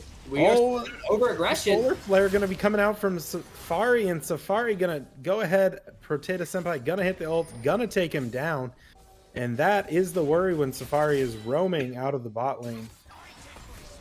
Yeah, that's just an over-aggressive play by number 2 Ginger, not realizing that Leona could be in that mid lane, not respecting that type of play, and it does result in a kill going over to the Potato Senpai, and that does mean they have river control over this area with Dragon spawning in 10 seconds. Yeah, Age King gonna be going in on Hogster, but gonna be taking a little bit of poke. Chapani fan also down here. Safari gonna be taking the Braum Q. That's gonna stun him up. Jin's gonna open up the curtain call. Gonna be looking for anything. No one's in range though. They're gonna go ahead, find Age King though on the backside. Captor taking him down. Safari going low. Potato Senpai, Loki Dosi gonna be taken down low, and Akali's gonna pick up that kill. Potato Senpai gonna go down though on the side. Captor looking low, but Jensen's gonna be taken low. Possibly gonna be going down for a kill. There's still the fight. Chapani fan and Kog'Maw on the backside. Jensen going down to number 2 Ginger. Kog'Maw everywhere is fighting. Chapani fan still alive. Gonna take down Kog'Maw. That is going to be the unofficial ace for the side of VGA. Yeah, well, once again, we see just a really poorly executed team fight there for New Age Esports. We saw last game where they had a lot of opportunities to have a very solid game, but they just had some very questionable team fights in the mid to late game that just really cost them. VGA having a very solid game themselves, team fighting pretty well, using a lot of their abilities in a very timely manner, actually playing a team fight more coordinatedly.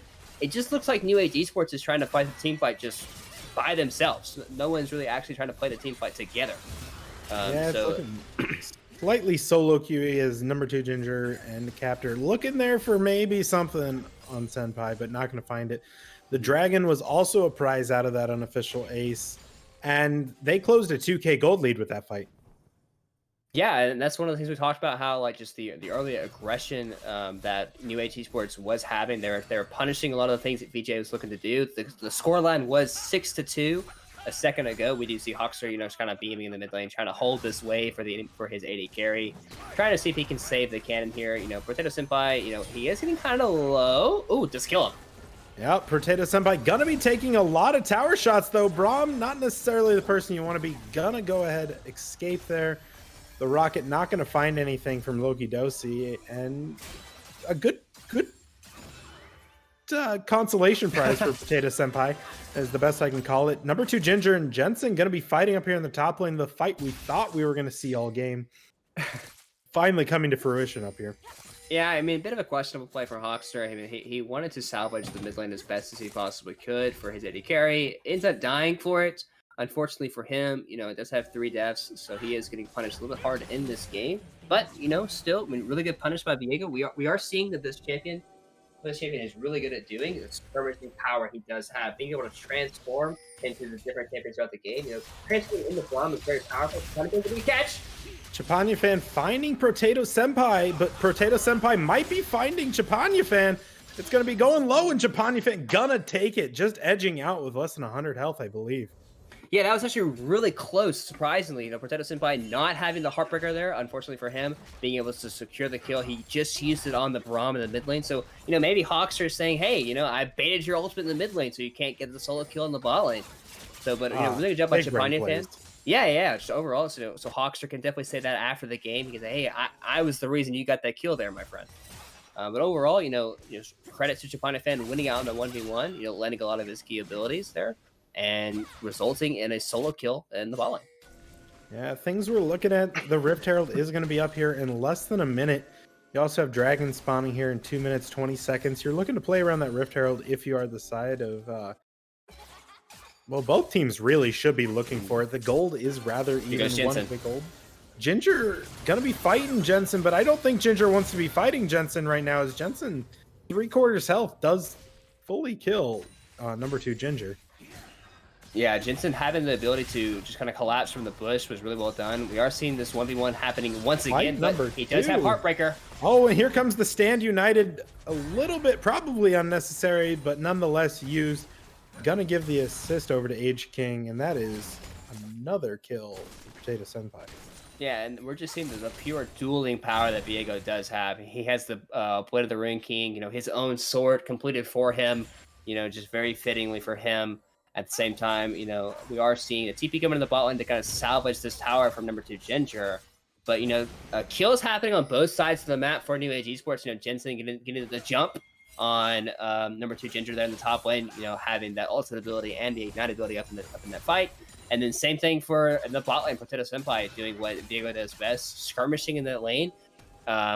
Did use the Shen ultimate, unfortunately for him. Even though Heartbreaker was going to come in for a guaranteed kill there. But, Shen's ultimate at this stage of the game, especially with Dragon spawning in a minute and with him being the jungler, it's less effective, less important, I would say, in terms of him having that ability in terms of affecting the map, because Shen jungle has more access to the map than what Shen top lane would have. Just less gold and less tankiness overall in terms of the stats. But still, Shen being behind in the jungle clear as we expected in terms of what we're looking to see out of the Graves and the Shen, but a potential collapse here in the river because they do have a fight over the vision control in the river and also the mid wave as well. Yeah, something we haven't noted yet is Mountain Drake. Japanifans gonna take that top lane tower. Does have the TP. TPs are again unleashed after 14 minutes, so he has the full ability to get there to this dragon fight. That may or may not happen here in 6 seconds, and looks almost like VGA is just going to go ahead and concede that dragon. Yeah, there is a lot of vision being placed by New Age Esports. They do have a lot of control here. It does look like they're just going to trade the Herald. They have about 45 to 50 seconds to make sure they kill that thing off.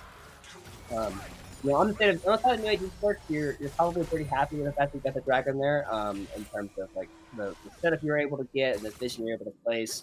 The trade-off does happen on the Herald, so we'll have to look to see what they end up doing with this Herald in terms of what they're looking to accomplish. They could get a potential tower, or in terms of getting nothing at all, in terms of what the overall trade-off is, because you really want to see that trade-off, because if you take the Herald and you lose the dragon but you don't get anything after it, it's it feels bad, especially with plates being off the map as well. But it's a lot easier to take the turn of structures, especially the tier 1 in the mid lane, a lot easier this late into the game. Japanifan gonna go ahead and steal Jensen's ultimate. We're gonna see if Jensen Stand United coming out. Japanifan gonna pop the stopwatch, gonna flash out of the Shen taunt, and is gonna go back in. H-King, he does have Captor and Hawkster coming down, but Kakma and Safari are also on their way. This is something like a 3v4 though. It definitely is looking like a 3v4, and Captor is gonna find his death here. Potato Senpai actually gonna find Loki Dosi, and I think Loki Dosi's just dead. Oh, gonna flash out. Gonna get the flash out of Potato Senpai. The Solar Flare comes down, catches Hawkster. Japanifan gonna go back in onto Safari, though Safari might have overreached just a bit. Gonna go down himself. Jensen's still alive. H-King still alive. Hawkster probably not gonna be alive long in this world. Japanifan looking for Jensen, not gonna be able to find him though. The stopwatch comes out. H-King gonna hold the tower, and Jensen gonna live. Just gonna be a 1-for-3 down there. Yeah, I'm not quite sure if he had the hijack available to take the Akali's ultimate there. It could have resulted in a potential kill there, because he did end up grabbing the Shen's ulti by accident. So I would assume he had hijack available to hit the Akali ultimate, because we can't actually see Silas's hijack potential with the spectator client, unfortunately. But, Really poor decisions across the board for VGA. You know, we see the Jinx walking up to the mid tower, even though you see Viego's mist around the mid lane. You kind of just have to assume he is in that mist, resulting in a kill. Not only a kill, but a flash and a cleanse being blown by Loki Dosi in the mid lane in a 1v1 trade against the Viego. And then even in the bot lane for VGA, we have a 4v3 fight that they opted into. You know, almost like we saw some pretty clean mechanics towards the end from Hawkster and Chapanya fan in that skirmish there towards the end. Trading back the kill onto Safari and almost getting 2 more kills as well. But so still, you know, the game is still in the hands of... Oh, and here comes the Stand United out of Chapanya fan, and Potato Senpai not ready for the Silas to show up. Gonna be shut down. Sorry to interrupt. No, yeah, you're good. You know, really good use of the Shin ult there, Chapanya fan. Akali is in position to get a potential flank on number 2 Ginger, though. Number 2 Ginger is going to get flanked by Jensen. Safari is also here. Safari does have the Solar Flare available if necessary, Chapanya fan, but I think number 2 Ginger is probably gonna live. Hawkster saving him with the locket. And Chapanya fan gonna be going in, probably biting off a little bit more than he can chew. The stopwatch coming out, or the Zonia is one of the two, but gonna go down either way. Number 2 Ginger does get to save his life, though. The Rift Herald was used mid. Yeah, we are seeing the Herald being placed in the mid lane, secure the mid lane tower, and also chunk on tier 2. So overall, a pretty even trade in terms of the kills. We just see Leona eco on the wall. I don't know if it's even in kills anymore. Number 2 Ginger not going to be long for this world. Jensen now unstoppable. The fight's going to keep going. Hawkster, they're going to go ahead and get stuns up. They might be... Loki Dosi's just going to be able to just free fire here on the backside. Here's Viego. That's going to be the shutdown there. But no matter what, Brahm's going to die. Safari's going to go down, though, as well.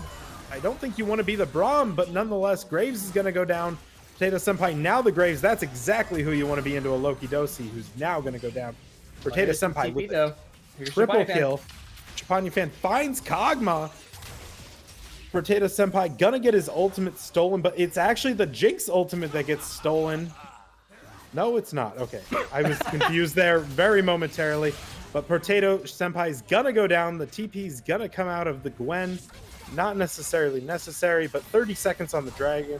That's gonna be their Drake number 2. Yeah, so that's gotta be a bug, by the way. Yes. Chapanya fan's ultimate just disappeared. So something to keep in mind for Chapanya fan to understand that he can't take Viego's soul ulti from a champion because it just disappears. Or I guess maybe you have to use it. Did he use the Jinx rocket? I never saw he didn't get the Jinx rocket. He got Viego's ult. So it was weird because the Jinx's head was next to right. Silas. He got that, but he was able to use Viego are there. Interesting. Either way, the Mountain Drake's going to be started up here. Yeah. Safari's going to be chased down here. New Age Esports not really in position. I don't think this is something you want to contest. And that's going to be Safari jumping into the pit. The Solar Flare is on Chapanya fan. He's going to use it. That is going to be... He didn't use it yet. Now he did. Kog'Maw's going to go down. No. Kog'Maw stays alive, gets over the wall. I can't say names today. Potato Senpai going to be chased by Chapanya fan, and now number 2 Ginger there to follow up. The ultimate coming out from Potato Senpai, but I don't know if it's enough here yet. There's the Stand United on Potato Senpai. Chapanya fan with the Zonias. Capture there. That's going to be an Akali shutdown onto Chapanya fan. Akali might not be long for this world, though. Instead, gonna go down. The Shen is also going to go down. Potato Senpai going to be chased down by Loki Dosi. This time it's his time. Number 2 Ginger going under the tower. Gonna take a death trade. Kog'Maw gonna take it with the 4th shot onto the Jinx. Oh, wow. Very overextended there from VGA. You know, we're starting to see, you know, Jin struggle in a lot of these team fights to do nearly the amount of damage that Jinx and Gwen are doing. But when you chase the Kog'Maw, the Jin, underneath the tower like that, and he's able just to start executing you with very low HP bars, that's when you start seeing Jin do a lot of damage. So the team fight was going very well for VGA until they decided they would rather die underneath the tower, unfortunately for them. And we are back to a relatively even gold game. Surprisingly enough, New Age Esports had a lead, and then VGA had a lead, and then now we're back to dead even. Aren't those the games you love to see, though? We are seeing a slight tower advantage. The Drakes are even, though. Let's see the gold here. The gold is even in the top lane. Graves is massively up on the Shen. Viego's up 1,300 gold. The difference now. The Jin actually up 1,000 gold on the Jinx, 1,200 something along there. Yeah, I mean, he was able to secure like, a couple kills in the back end there. I mean, he definitely has the items necessary to do a lot of damage, but in terms of like, champions chasing after him, like the Gwen and the Graves and the Sylas, he can't just sit there to auto attack from a far away distance like the Jinx normally can. So it's one of the reasons why like Jinx is a champion that's like kind of seen as like the upper echelon of AD carries currently. Excuse me. But overall, it's like he's starting to do a little bit more deeps, especially getting the items locked in. He has his Lord Doms, potentially looking at an IE as well in the third item. So definitely look for this guy to continuously pump out some deeps, especially the lower HP that we start seeing for VGA. Most definitely. We already have almost a completed death cap coming out from the Akali. We're going to actually see Hawkster taking half health here. Kakma has a stack on him. Nothing going to come of it, though. And everyone's just kind of hovering a little bit here in the mid lane playing A-Ring. Yeah, a little bit. It's probably more or less the fighting over the river control and just the overall like the side lane pressure that the Akali is trying to get in this top side of the map here. Also, if you are BGA, it's hard to want to fight in that side lane when Shen is a champion on the enemy team. He can always join for a 2v1. So they probably feel safer in numbers at this current stage in the game. Which also protecting your mid lane tower is pretty important. Kog'Maw potentially could have gotten cut off there if Braum was a little bit closer maybe, but does actually get out successful. But what this does allow, since they rotated to the bot side, they do get to clear out the vision that was already placed near the Baron. No doubt, and not only that, but they look like Capture's just going to make it look like they're starting up the Baron, try and force everyone there. But it actually, the Shen is in the bot lane, does have the stand united. Chapanyafan also has the stand united, but we're going to go ahead and see Jensen get tagged up here. Chapanyafan on the outside, though. Potato Senpai coming in. There's the Zonias. There's the stand unite coming onto Potato Senpai. The taunt coming in huge. Chapanyafan still living, though. Number 2 Ginger on top of Safari. Captor's going to kill Aged King. Jensen not going to be too long. Loki Dosi going to stay alive. Currently, it's just a 1-for-1. And a lot of summoner spells used on both sides of the thing. A lot of ultimates used. Yeah, just a very scrappy fight. We are seeing both teams reset for the drag. A drag spawns in about 35 seconds. This is the third dragon for both teams. We're seeing the team fights kind of play out in a way where like we see number 2 Ginger using the Herald Mist to kind of stop a lot of what the Jhin and the kind of the Viego really wants to do. Unfortunately for Sylas, didn't have the best ulti for that team fight. That situation, he has Shen ulti, so he actually wasn't able to do a whole lot of damage. If he had Solar Flare or if he had Akali's execution ability, I feel like the team fight goes so much better there for VGA. So maybe he'll look to grab a better ultimate for like these team fights. I feel like Shen's are really good if you're trying to make a side lane play. But for him, since he had such a great angle on the Jhin there, it would have been almost a free execution if he had either of those, even the Heartbreaker as well is going to really help with that. He does grab the Solar Flare this time. The AP ratios on that ability are insane, so he can actually just one-shot someone with that ability. No doubt, and we are looking, the Dragon's just going to be claimed by Captor here, and H-King kind of went in. Not going to find him. There's the Solar Flare coming out, and that's just going to be a dead H-King. Loki Dosi taking it, getting excited, but not going to be finding anyone else to be excited with.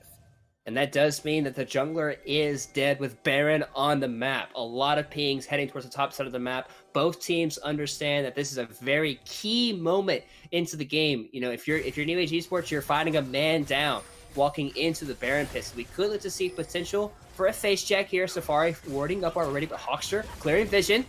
Safari gonna be tagged with the Braum passive. Not gonna be going down. Everyone, there's the Solar Flare coming down, not going to stun anyone up. Number 2 Ginger dashing out of it. Potato Senpai is in that bush, maybe going to find number 2 Ginger. Gwen just immunes it. No touchy zones here. Chapanyafan just missing the chains. And nonetheless, Shen is back up now. That is going to be Captor going really low, though. Going to be shut down by the Curtain Call. Curtain Call number 2 kill.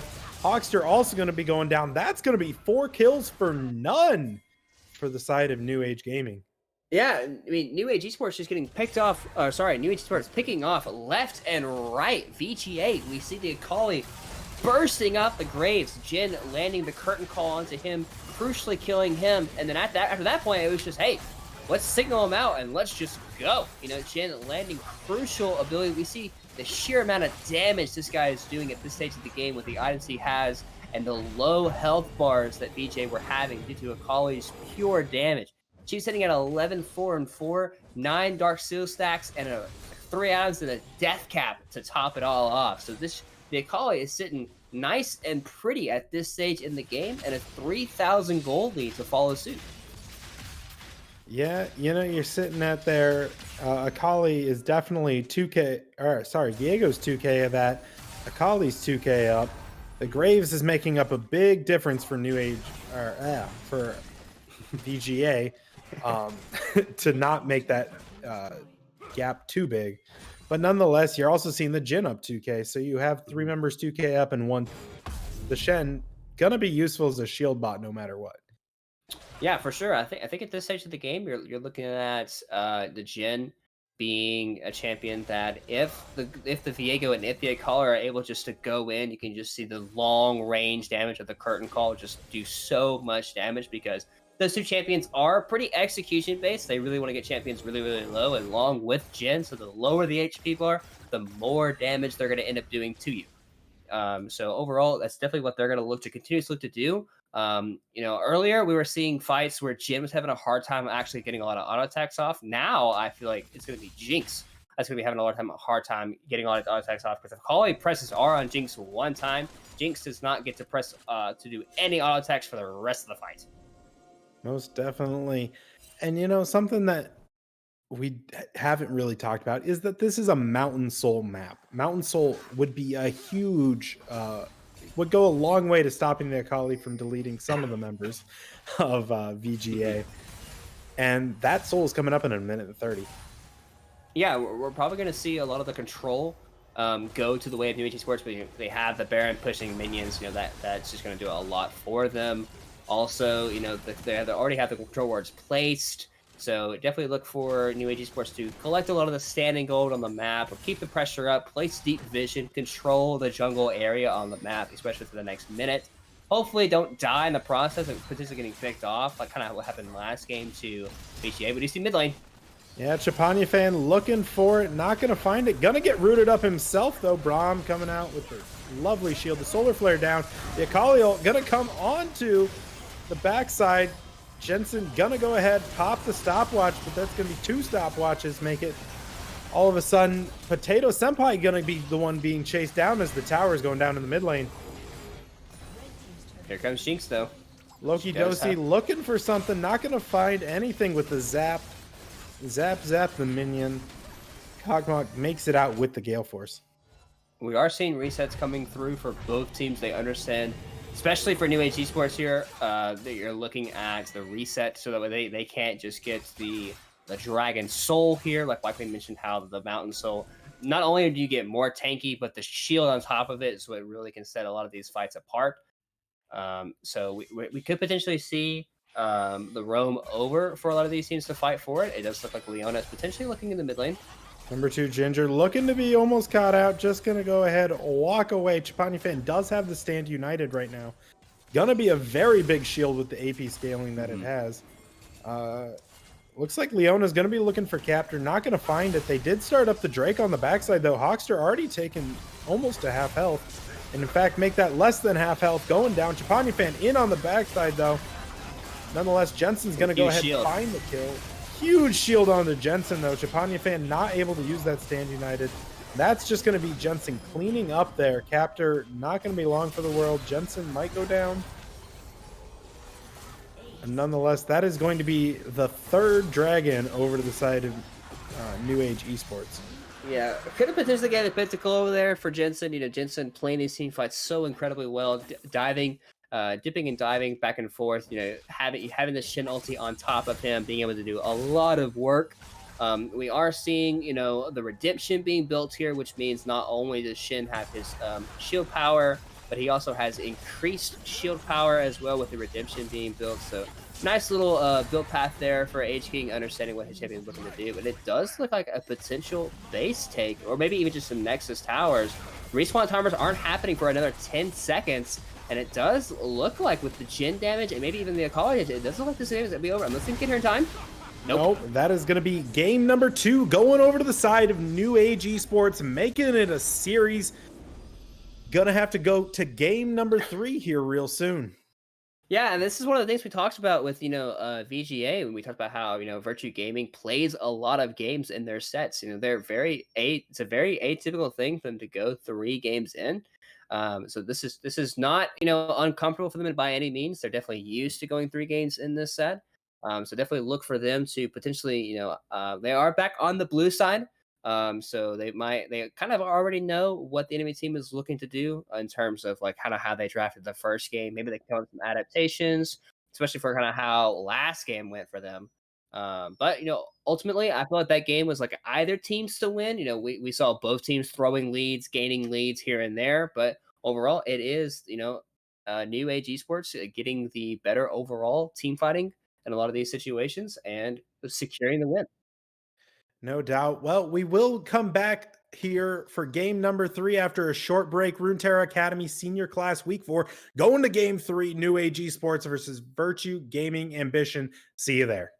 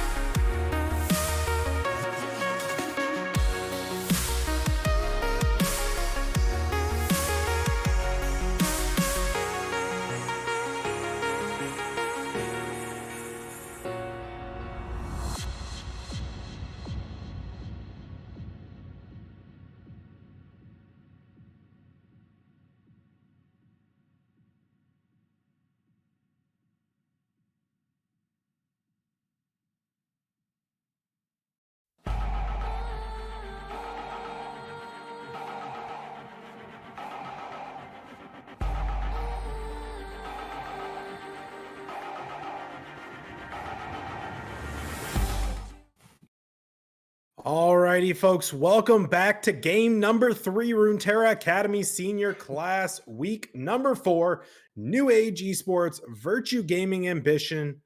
All of it is on the line right now. Playoff implications. Let's do this draft. Yeah, I mean, we're seeing some adaptations here for VGA. We see a Kindred ban and a Kali ban coming through VGA. The Aurelia stays the same, and the same 3 bans that NAEs in both Game 1 and Game 2 has come through. And we also see a Jinx B1. Now, Game 1, we saw the Zeri pick come in here on the R1. Didn't see too much success. Game 2, it was banned by VGA. So maybe they pull it out again, maybe not. Have to wait and see. Yeah, we got a couple seconds here, see if they really want to lock it in, but they found success in game number 2 on Jin, and they are going to stick with it, picking up the Jin into the Jinx. Yeah, I mean, for sure. The enemy AD carry was doing very, very well on this gen. I think he had a very solid game. He was having a couple of hard times in these fights getting some of the autos off that he really wanted to do. But especially as the game scaled on and the Akali and the Viego started taking over the fights, Jim was able to do so much damage from afar with Curtain Call. And he's probably feeling pretty confident heading into game 3. No, definitely. And something I just want to point out because there's the Leona paired with the Jin. Obviously, great combo. If it's not broke, don't fix it. Mm-hmm. But Zoe's been left up every single game, and it is the most banned champion against the VGA. And it has not been picked once. So it's interesting the spots that Japani fan will pick the Zoe in. Yeah, I mean, maybe it's just like he likes certain matchups, or like other teams they just don't want to see, or like he just hasn't maybe got an opportunity to block the Zoe in yet. I do think against champions like the Jhin and the Leona, I do think it can be kind of hard to play the Zoe. I definitely do think. Overall, I do see a pretty good situation for them though. They're running back a very similar comp so far to what they ran last game. Have to wait and see if it does end up being the same thing. The Kali is banned, so there is some changes in the draft already going to be happening. Have to wait and see though. Yeah, they are hovering the Yone. Would be an interesting pick, but there's the Viego. Draft is currently same on both sides. Not necessarily the pick order, but the pick selections. Yeah, I mean, Viego last game was in the mid lane. Surprisingly, they ended up sending the Shen into the jungle, which we haven't seen a whole lot of, but it actually, it worked out pretty well, for NAE. They ended up doing some really solid things, and overall, I think, they probably could go the same route if they wanted to, if they wanted to do a bit of a mixture in terms of what they're wanting to do. Also for VGA, they could just ban it away from NAE here. I think, for New Age Esports, I think it worked very well for them. So, and also it caused a lot of confusion in terms of what VGA were actually like the lane assignments and, the overall pathing that Shin was looking to do. They didn't quite have all the information due to the matchup just being like, not having played it very, very often. So I wouldn't mind seeing a respect ban here for VGA saying, hey, it was kind of annoying. We don't really want to deal with it again in this game. But instead, they banned the Victor. Probably they're just saying, hey, there's no way they pick Shin this game, right? And if they do, it's in the top. But also, after playing against it this last game, they probably have a bit of an understanding that, okay, this is what we're gonna look to do this game instead of that. We're gonna path better. Maybe take skirmishes a little bit better. Maybe appreciate the roam that's happening. That could be happening from the Leon and the Jhin. I know they had a lot of access to the river early on into the game due to the push that they had against the Braum and Jinx. They do lock into Jace. Jace a very powerful pick, but we did see the counter happen in game 1. We do see we do see the same counter, Malphite. They're hovering it at least, but it's interesting that they picked up the Jace again. They went back to the aggro top lanes. Seems Jensen does not play the tanks that their others play. The Malphite is going to be locked in here. Definitely an easy counter into the Jace. Orianna also locked in. That's going to be a Gwen in the jungle then. It is. It is going to be the Gwen in the jungle. They do have the ball delivery system. The big team fight wombo combo that everyone loves to see. People love seeing health bars just deplete instantly, and that's one thing Malphite Orianna can do so well if they actually coordinate their abilities very well together. We do see a very common pick into the Malphite, it's the Silas, which is going to be in the mid lane. But Silas being able to Ah, hijack Malphite's ultimate is going to be a very key ability. We could also see potentially Jace going into the mid lane, potentially, and the Silas laning against it, because Silas is a very prominent laner in the Malphite. You can actually deal with the Malphite in some ways. and I would love to see that swap from New Age Gaming or New Age Esports. I'm never going to get that right. Um, New Age is going to be. It would be an interesting flex to flex the Jace and the Silas. It doesn't Mhm. matter which player's playing it. Obviously, they can choose which lane they want it to be in. It's not like either of them is going to the jungle, although Silas jungle has been a thing. Yeah, it was the thing in the past. It's a lot harder to do now due Yeah. to just like the damage that your abilities do to monster minions are just a lot less. You never know, Orion. You never know. That is true. We did see Viego go in the mid lane last game. So we'll have to wait and see how that one ends up playing out. But I do think that Jace will most likely, if they want the lane to go very, very well for them, they'll send the Jace in the mid lane and they'll send Silas in the top lane. They have been very flexible with like sending their champions in different lanes. Also for VGA, there's the situation where you can mind game them a little bit. You can send the Malphite into the mid lane and send the Orion in the top lane. But what that does is you sacrifice river pressure and overall like pressure over the mid wave that Oriana would bring to the competition, just had to have a better individual lane and lane control for your top laner in that case. So some mind games could be happening, kind of similar to last game, where we saw last second Shen swap the jungle and everyone else just swap their individual roles. But overall, we could look to see some pretty spicy things, but I do think it's going to be Silas on the top against Malphite and Oriana against Jace in the mid lane. Yeah, it does look like Jensen will be the one piloting the Jace at least. Mhm. Um, could still be Potato Senpai. I would assume Jensen with his aggro style will be piloting. I did see in the pregame lobby Potato Senpai refuses to go top though, so That we'll is see if true. they actually swap it or not via protest. But I mean, that also could be a mind game thing too. You say in chat, "I'm never going top lane," and then you lock in Silas into Malphite. You're like, "Haha, I got you." So hey, you never know. But nonetheless, when we're looking at these team comps, they're both trying to do the same thing and not do the same thing at the same time. There's a mm, whole lot of engage and knockup coming from VGA, but you also have a lot of engage coming from uh, New Age Esports over here. The Silas can obviously take the Oriana ult, Malphite ult, the Braum ulti, all of those great ultimates to take, even the Gwen ulti in a 1v1 situation for Silas. So it's kind of a dream scenario for Senpai here on the Silas. yeah, I think if you're looking at VGA's composition, I think the composition has a lot of zone control. I think when you think of Oriana, Gwen, Malphite, they love controlling just certain areas of the map, and just like if you enter that area, you kind of just die. I think in terms, if you're looking at New Age Esports composition, I think you're looking at more of like they have long distance engage with Leona Solar Flare, Jin Roots with Jace poking as well, and then potentially just looking to pick people off. Because I think in a straight 5-on-5 team fight, I think the advantage goes way in favor Virtue Gaming. I think in terms of like overall skirmishing power, and just like looking to duel out in some of these fights, I do think New Age has the advantage in some of these situations. I think it's going to come down to how well number two Ginger and Chapanya fan are able to play with each other.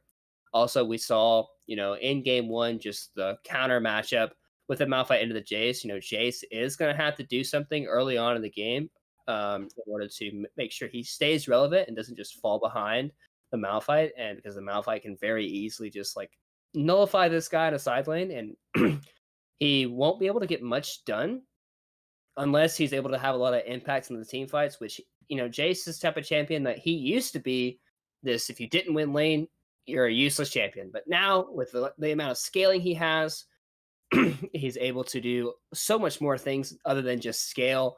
He's able to actually lose lane, but still do so much mid game damage with Eclipse and Manamune. Yes. Also, I guess I should note one thing before we do get into the game. Art King or Age King is subbed out in the jungle for Silver Mhm. Arc. I'm not even going to try it for Silver, and So we do see that little bit of a change. No, so we have seen a different lineup from New Age Esports every single game so far.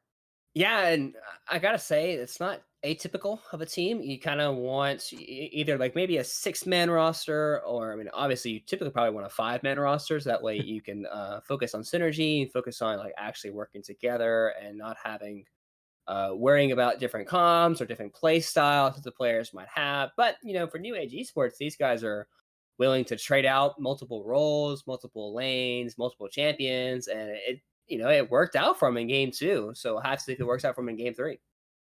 No doubt. All right, I'm going to put it on you one last time, Orion. We've talked about the pros and cons of each side. Who you taking in game number 3?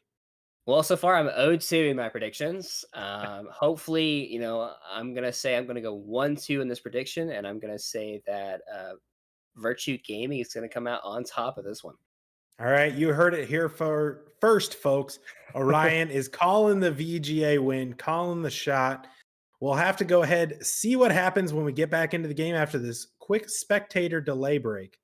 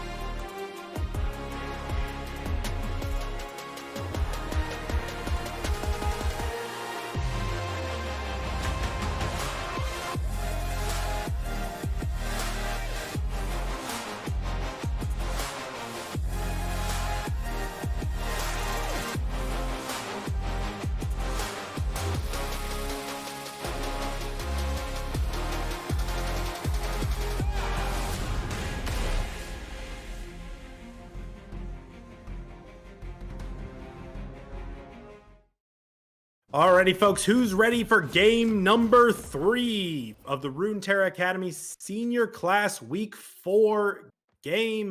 New Age Esports, Virtue Gaming, Ambition, all the marbles on the table right now. New Age fighting for their spot, VGA fighting for important side selection and top roster seeds. Yeah, for sure. I think if you're a VGA, you definitely, this is a must-win game for you to secure. But you're already in playoffs, but you want to make sure that you get a really good playoff spot, and you want to make sure you place as highly as you can. And then also for New Age Esports, it's also a must-win for you guys too, to make sure that you are able to secure playoffs just in the first place. Being a low-seeded playoff team is much better than being a no playoff team. That is true. Potato Senpai having a little bit of connection issue apparently, but nonetheless, he's back in the game. We did see the 3-man invade coming out from New Age. getting that early ward down, early jungle pathing vision, super important. And it was reciprocated on the side of VGA.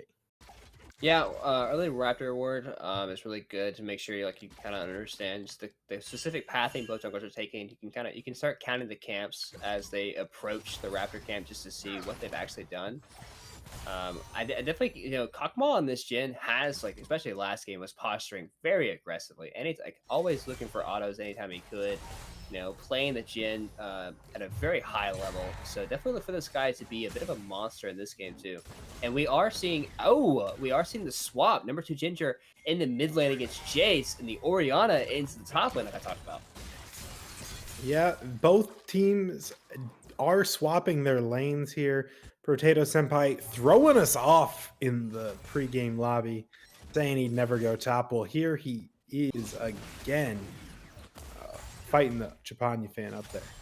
Yeah, and I will say, for Jace in the mid lane, especially against this Malphite, it's much easier to gank mid lane instead of top lane, especially for Jace. He can just very easily get run down by the Malphite Q and also just the Gwyn with Ghost as well. So, and he only has Ignite, he does not have TP, so if he does get... Oh, the flash from Safari missing the E. Chapanya fan is going to be taken low, though, by Potato Senpai. Orianna gets those nice auto attack trees back. Yeah, that's the one thing with Orianna, especially long extended trades. That's when she's really, really good. She's able to just anytime Silas goes for a very early aggressive attack, she's always able to answer back. 1 to 2, maybe even 3 autos, because Silas does have to walk away. It's very aggressive though. Chapanya fan having to flash out, but we do have a jungler sitting down here right next to the Leona. Not gonna hit the Hex Flash. Silver gonna be spotted. They now know the Viego was down there. They know he didn't do some of his top side camps. Gonna go for the scuttle. Yeah, overall, Gwyn having a very efficient pass. She's cleared her entire camps up, and Viego skipping a couple of his camps, which means that Gwyn has a very solid lead. And also with Viego spending a lot of time in that bot side, it doesn't go rewarded for him, which does mean that this Gwyn is sitting nice and pretty on the scaling advantage. Potato Senpai playing super aggressive, and Captor actually down here with the Gwen now. They're going to be looking for Safari. Safari has no flash and is just going to be taken down. First blood to the Jinx. Hawkster running low, but that's going to be a double kill on the Jinx. Kakma going to be forced to flash, and that is disastrous for the side of New Age Esports. Yeah, not sure why New Age Esports wants to actually go for that type of skirmish. Skirmishing into a Braum is very, very dangerous for you. We are seeing Jensen go and capture here. Capture does have the red buff. Captor is going to go ahead, trade really well on a Jensen. Gets 2 of the small chickens. Going to be forced out of the jungle, though. Hopefully, Malphite does not need to rotate. He's a rock. He stays where he is. But Gwen goes ahead and gets out. Yeah, he's also pretty low on mana as well, so even if he does rotate, he's not going to offer a whole much for him. Solar Flare, nope, not Speaking quite. of low, he's already in the mid lane, gets knocked back, but is forcing the flash out of the Jace. And here comes Captor to try and get number 2 Ginger out. Gonna force the flash out of Viego, and actually going down really low. Going back in, missing the stun, and that is gonna be number 2 Ginger picking up a kill. Captor gonna be taken down by the tower. Unfortunate by minion block. We're gonna go a 2-for-1 in the mid lane. He has red buff. Hawkster looking for Kakma, no flash. That is gonna be a dead 3rd kill for the Jinx. Safari gonna be taken down with it probably. As the slows from Hawkster comes out, and that is a double kill over to the Jinx. 4-0 already early on in the game. Yeah, this Jinx is sitting nice and pretty. As soon as she bases, she's probably going to have a Moon Quiver. She might even... I don't think she'll have enough gold for a pickaxe as well on top of that. Actually, no, she will. She'll have enough money for a Moon Quiver and a pickaxe on top of that. Even settling for a tower play here this early into the game. This Jinx is going to be a problem. Not only is the Jinx going to be a problem, the Malphite's not down anything here in the mid lane, surprisingly enough. Your Jace isn't getting ahead early. I really thought Jensen just flashed in place, not going to lie. And he swapped there. Nonetheless, number 2 Ginger doing a really good job playing into the Jace matchup. Captor might be looking for a gank here in the mid lane, though. It's also just much harder to punish the Malphite in this. Oh, flash forward. The flash forward and Potato Senpai having 6, having the 6. Orianna ult. But Jensen also going to get ulted on in the mid lane. Number 2, Ginger takes the tower shots, not going to go down from it, just barely. And overall on the map is a 1 for none in favor of New Age. Yeah, I mean, really good display of mechanics for Potato Senpai. Taking the Orianna ulti, knowing that you can actually flash ultimate as the Orianna, moving the shockwave forward is, probably something that if you're not actually an Orianna player, you probably don't understand the mechanics. So for Potato Senpai to know that, to be able to do that, it was really good by him.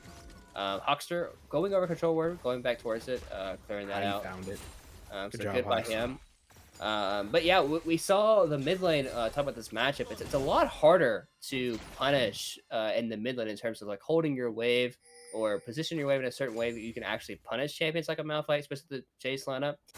In the mid lane, with mid lane being such a narrow and not particularly a long lane like top lane, you can't actually punish someone as hard as you can in like a top lane, especially top lane. It's such a long lane. Like if Orianna's ever extended in this lane, Silas is just able to punish so hard. We are seeing a swap. We're seeing Jace go into the top side because he's like, hey, I just can't win against this guy anymore. He has Ninja Tabby. Silas, you'll do much better against him. And, for Viego is sitting already in this top bush, potentially looking for a punish as Orianna is way overextended. Yeah, definitely way overextended. The Jace already up here, gonna be slapping. The Orianna ult comes out, but not gonna get himself a kill there. Gonna go down to the Viego. Viego picking up number 1. Yeah, and this is actually a really good swap here for Silas and Jace. Silas wants to lane into the champ. Oh, the ulti didn't downtown. Capture does have 6 here. Capture playing with fire as the Malphite ult is there from Potato, and Capture's just gonna go down. Kog'Maw gonna get his first kill. Long road back to even with Jinx here for him though. Yeah, I mean, I think for Loki Dosi, like this guy is just going to be in control of the game for most of the time. I will say for Potato Senpai, he does have options. Like he has. Oh my God, he shreds number 2 Ginger here every time he goes in. Yeah, and that's why I said like this lane matchup, the swap is such a good thing for them because we see the tabbies for number 2 Ginger. We see the 2 cloth armors. That does nothing against Silas, and Silas will continue to pressure, but Capture is here wanting to help him. There's the Malphite ulti coming out, and the needles are going to pin him to death. Capture gonna pick up that kill. Number 2 Ginger still alive. Good use of the ultimates. Silver trying to cover here. Gonna take a bet. Gonna take a little bit of a trade. Not necessarily bad. Yeah, while we now it's bad. While we saw a lot of this trade happening onto number 2 Ginger, as long as he's able to land the ultimate into all the damage that Gwen wants to do, he's done his job. In that trade, Silas, not respecting that Gwen could be in the area. Also, Gwen investing her ghost to make sure that the Silas is going to die in that trade. So really good job, they're punishing the Silas, for his over aggression, constantly looking for trades, and just really well executed. Another plate's gonna be picked up down here for Loki Dosi, just trying to extend their gold lead down here in the bot lane. Not picked up yet. Close. No cigar.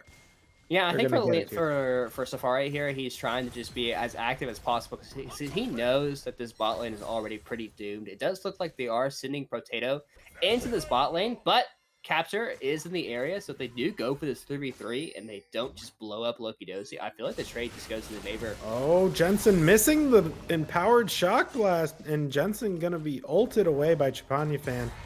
The shockwave used up here for not very much from Jensen. Yeah, that was really well played by Chapanya Fan. I think Chapanya Fan definitely dies if Jensen is able to get on top of the Orianna there. Unfortunately for Jensen, missing the shot blast is really, really important, but number 2 Ginger does not quite have unstoppable force in this lane. We do see some thumbs up from both players. Oh, flash forward! Oh, flash forward from number 2 Ginger, and Captor gonna just be able to take down Potato Senpai. Chapanya Fan with the beautiful flash out of Silver's ultimate there on Viego. But still gonna have to go down nonetheless. The curtain call opened up on number 2 Ginger. Not gonna find anything as Capture takes some of those shots. Yeah, a lot of skirmishing happening on the mid lane for sure. We are seeing Potato Senpai just continuously looking for very aggressive trades, and I'm sure there's a lot of communication from Virtue Gaming saying, "Hey, this guy is playing so aggressive. All you have to do is just walk mid lane, and we can just punish him every single time."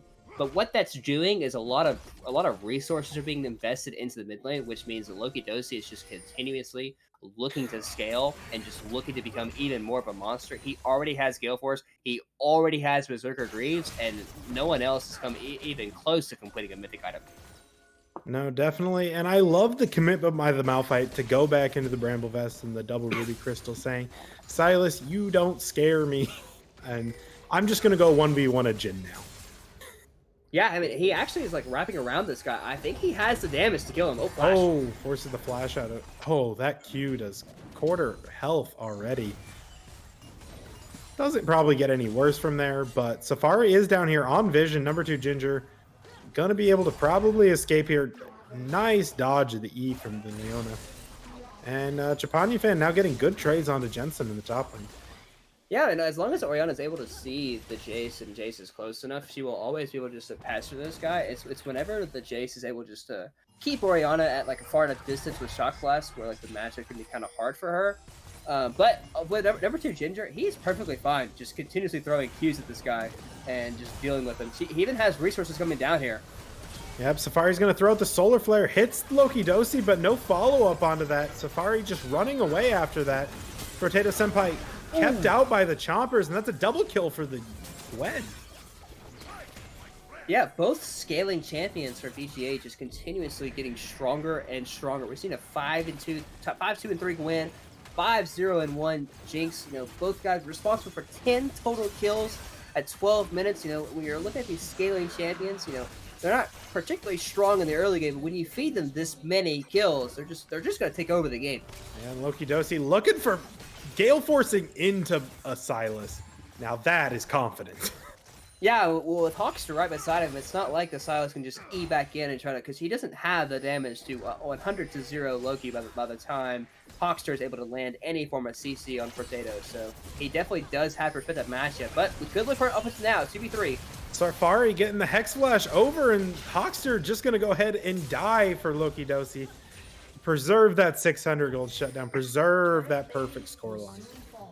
Yeah, you know, really good play by Safari, hex flashing over the wall there. You know, obviously Potato can't do a lot in a 1v2, but he can do a lot when he has Leona's CC to follow up with his own CC.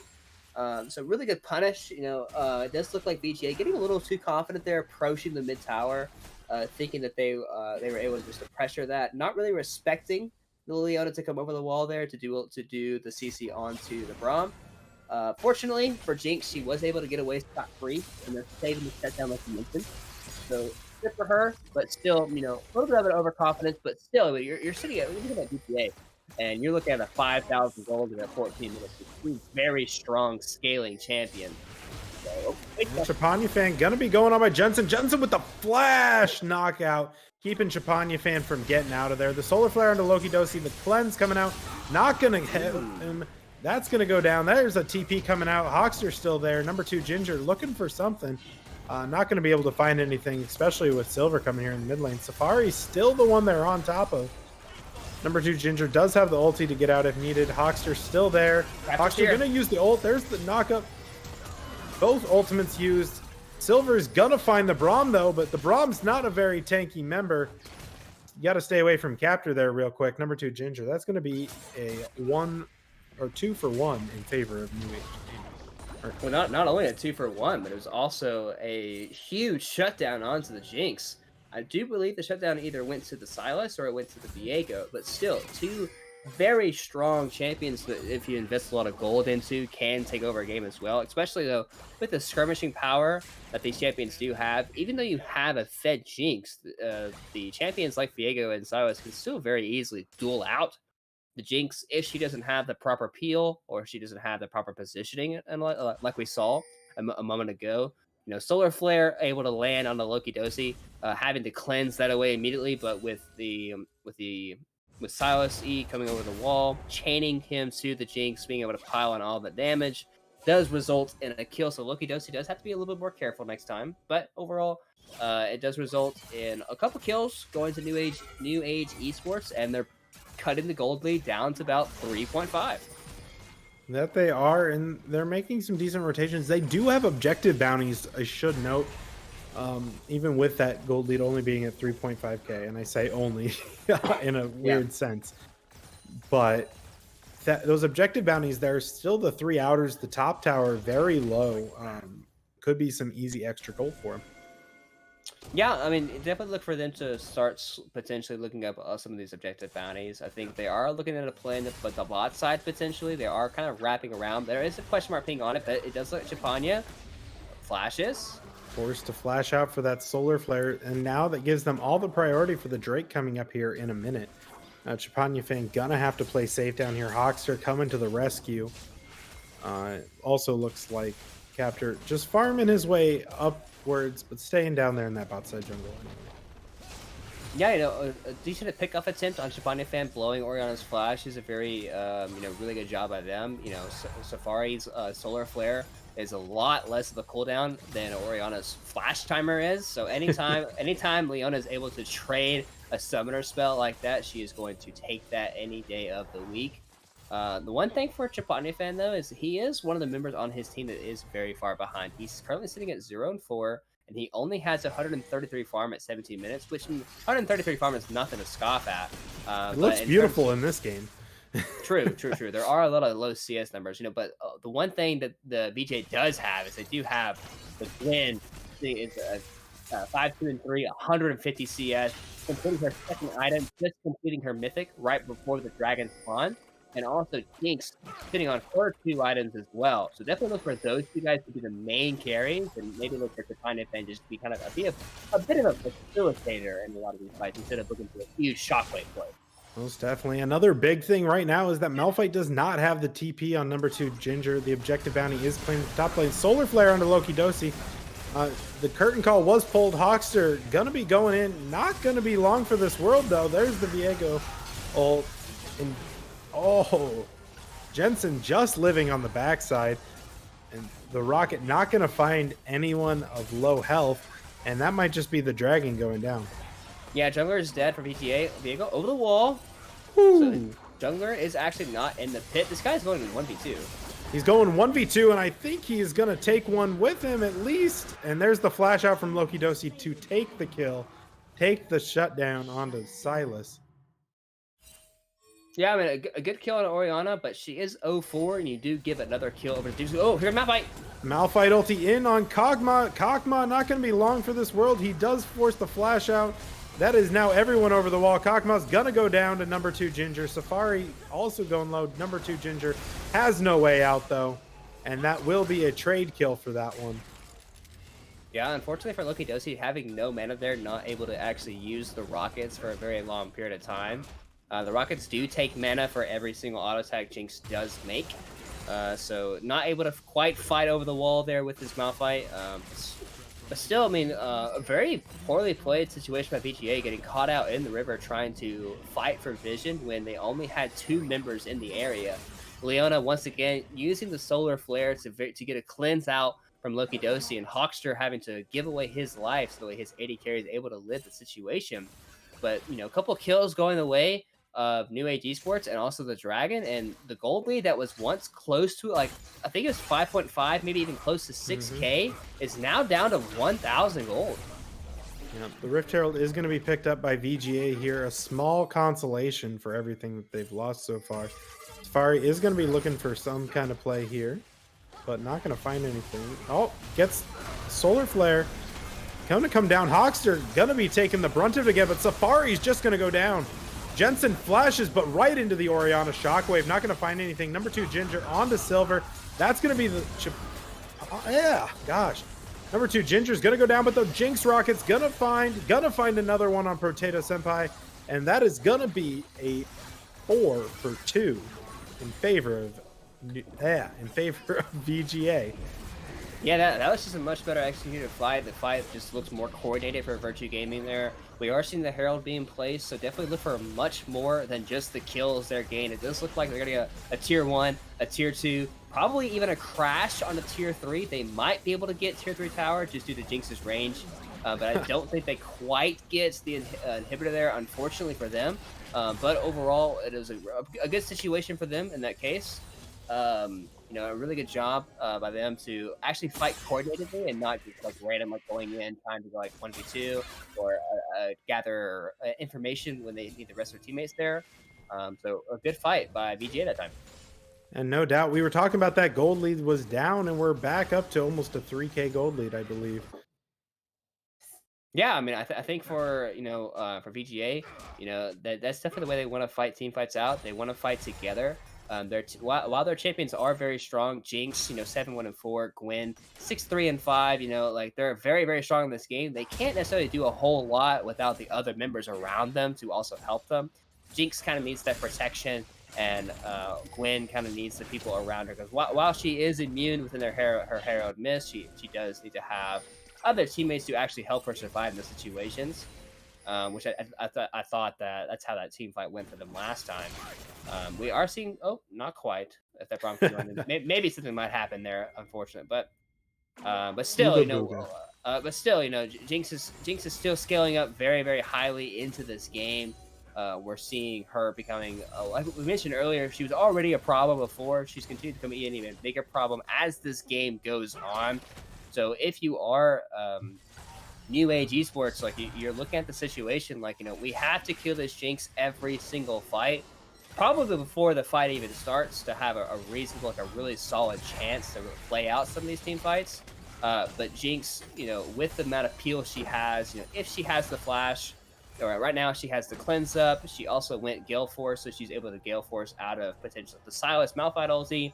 So if she's able to peel herself or peel away and just do keep her distance from a lot of the initial engage that New Age Esports is looking to do, Jinx should very easily take over a lot of these team fights. Yeah, and a big thing to always pay attention to when these team fights are coming into is what ultimate does Potato Senpai have? Mm-hmm. You have Potato. It depends on what he has. When he's having Loki Dosi's ult, when he's having captures and ult, he did have number 2's Ginger's ult in that last fight and went in on it. Speaking of which, capture's going to be taken a little bit lower here. He now has the Malphite ulti himself. Potato Senpai definitely puts him in a good position for this dragon fight as the pit will keep him up, and Capture taken down to half health, gonna be able to probably heal up off this dragon. And here comes Silas, gonna be looking very split. Gonna go ahead, gonna find him. Loki Dosi gonna be finding a double kill here. That's gonna be a triple kill, make it possibly. Let's go for the Quadra. Heck, there's the Quadra. Oh, let's give him the pentakill.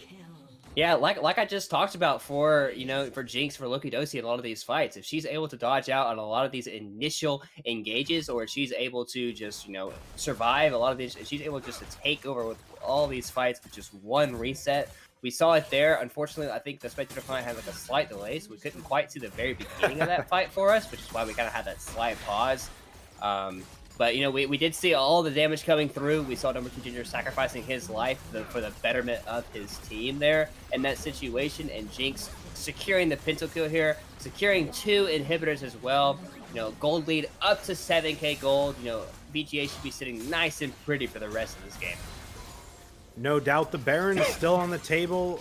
That gold lead is becoming much larger. They have 3 of the 4 dragons that they need for the soul. I was thinking Safari wanted that blue buff, but he did not. Nonetheless, I mean, even with the Malphite ultimate, Potato Senpai was not able to make enough happen in that fight. And that just goes to the well spacing of Virtue Gaming Ambition around the dragon not to be clumped up enough for it. Yeah, it also just looked like, New Age Esports just got very split up at the very initial fight. Number 2 Ginger was just, potential pick here. Talking of number 2 Ginger, he is getting chased down by 4 members. Gonna hit the ultimate on Jensen, though. Keep running away. Capture is here. I don't know if Capture goes in, though. Chapanya fan also in a bad spot. Gonna be tagged by the Solar Flare. Gonna be hit. Jensen gonna be going low. Capture in there. The curtain call is pulled. The Malphite ult is used. That is going to be another one down. Loki Dosi on the backside, though, is going to be picking up the kill on Silver. And that is going to end up being a 3 for 2 in favor of New Age Esports. Yeah, that was a nice little attempt onto number two Ginger and the rest of VGA. I felt if Solar Flare was able to come down onto the Chapani fan a little bit easier with the stun, maybe like the fight gets a little bit smoother. Also, Loki Dosi able to survive. Silver transforming into the Malphite, landing the Q slow into Heartbreaker as well. Almost punching Loki Dosi to about half HP. But while they are dealing with the base of the super minions, even though New Age won that fight, it does look like the Baron will be going over to VGA. Safari's going to come in for the steal. I can see it now.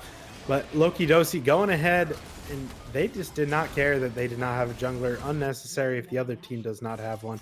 Potato Senpai with the TP coming in. Chapanya fan hits the Shockwave, but Shockwave is stopwatched and captured. Loki Dosi actually going to take that one.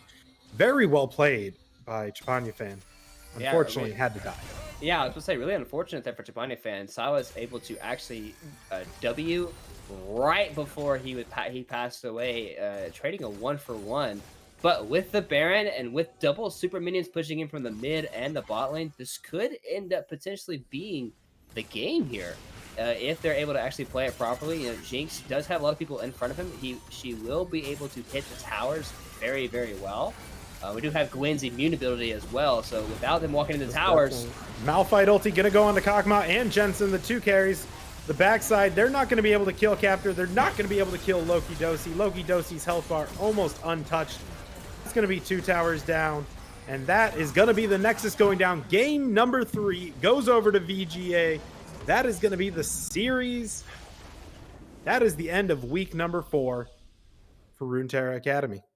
Yeah, finally got a prediction right there. Unfortunately for me, I was 1-2 on the day. But overall, in terms of the series, a good series win for Virtue Gaming. I do think next week they were supposed to play Nameless Frogs, but I do believe they are no longer in the overall. I don't think they're no longer in Runeterra Academy. I believe they've been disbanded at this time. So they do get a free 2-0 next week. So they do get a little bit of a break. They get time to maybe watch the other teams, plan for playoffs a little bit better. But I do think, for VGA, I thought the times that they were actually working together and playing as a team and not just trying to do things individually, I thought they played really well. But they did get punished very often for their mistakes when they were trying to do those things, where like they were just like a more individual style instead of playing as a team.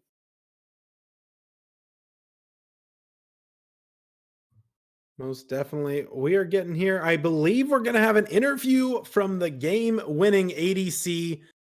This man played Jinx all 3 games. I believe he's ready. We want to pull him in. Hello, Loki Dosi. Hello. What a performance on Jinx. Yeah. And only Jinx. Yeah, literally. Tell me how you were feeling that last game. Oh, I mean, it's just Jinx things, dude. Like, we cheesed them pretty hard, like level 2. Not level 2, but like early game. We won the fight. And then I pinged my support to come walk into the bush with me, and we just sat there and we double kill him again. I leave lane 4-0 with 2.5 thousand gold at 5 minutes. And it's just like, what do they do at that point? The game's pretty much over. No, it was beautiful. We were talking about that ourselves. Orion, do you have anything comments for the Jinx other than just very well positioned, well played in a lot of those team fights, keeping yourself alive? Obviously, Hawkster sacrificed himself a couple times for you. Shout out supports, but Who? Yeah, I think overall, just like like when you're playing a series like this and you play the same champion all 3 times, do you feel like that was just like they didn't necessarily respect your Jinx gameplay going into the series, or do you feel like they just didn't prioritize the Jinx, or like how do you think after that one? Definitely didn't prioritize it for some reason. But also, if you look at my OP.GG, I have like a 30% win rate and a great KDA. So maybe they just didn't think I would actually be able to play the champion. But Yeah, that's true. It's realistically, it's like there's strong champions, but it's Jinx, Aphelios, Jinx, Aphelios, Jinx, Aphelios, and Jinx is the stronger of the two, sadly, even though I like Aphelios more. And a lot of times I felt like they were blundering their drafts because Jinx, Gwen are 2 of the strongest champions on the entire meta.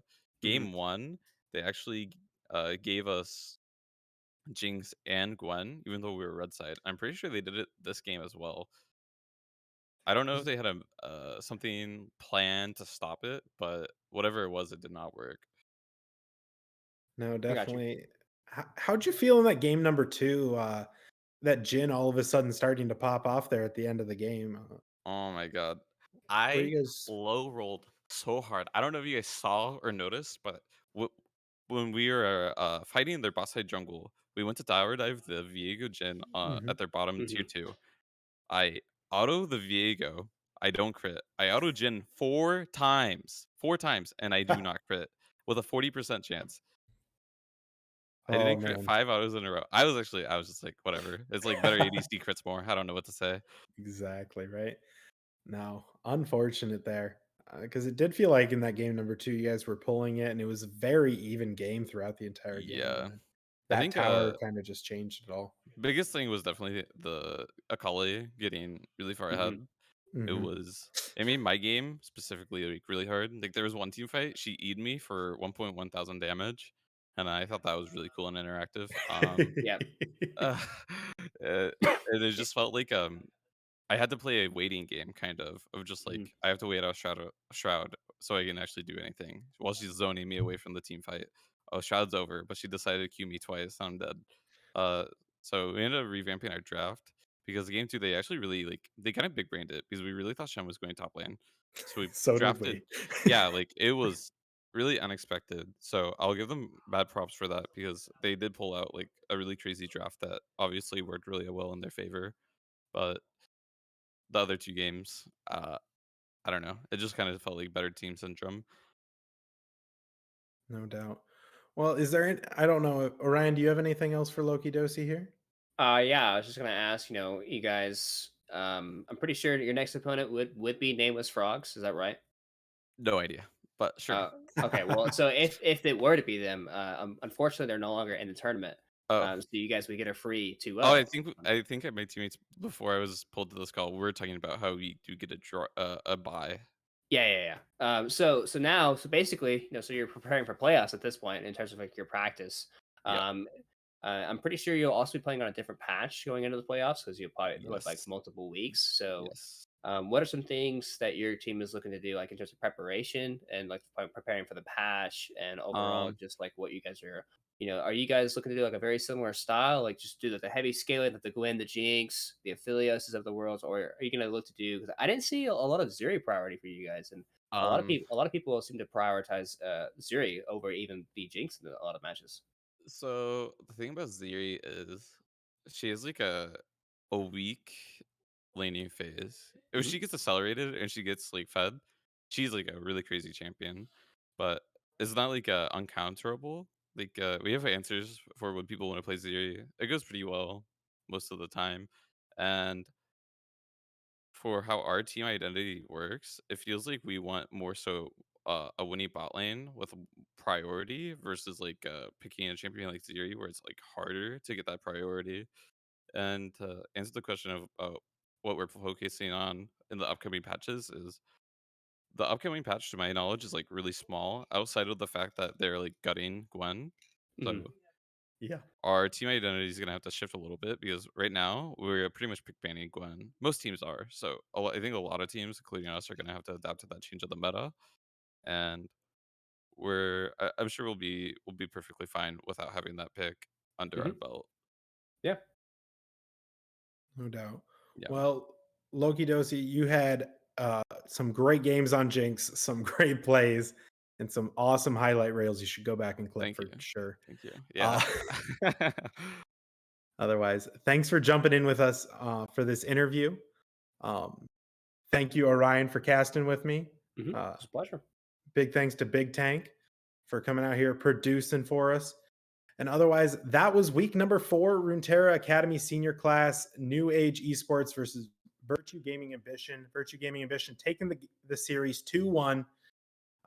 Gonna have a bye next week. Gonna be headed into playoffs the week after.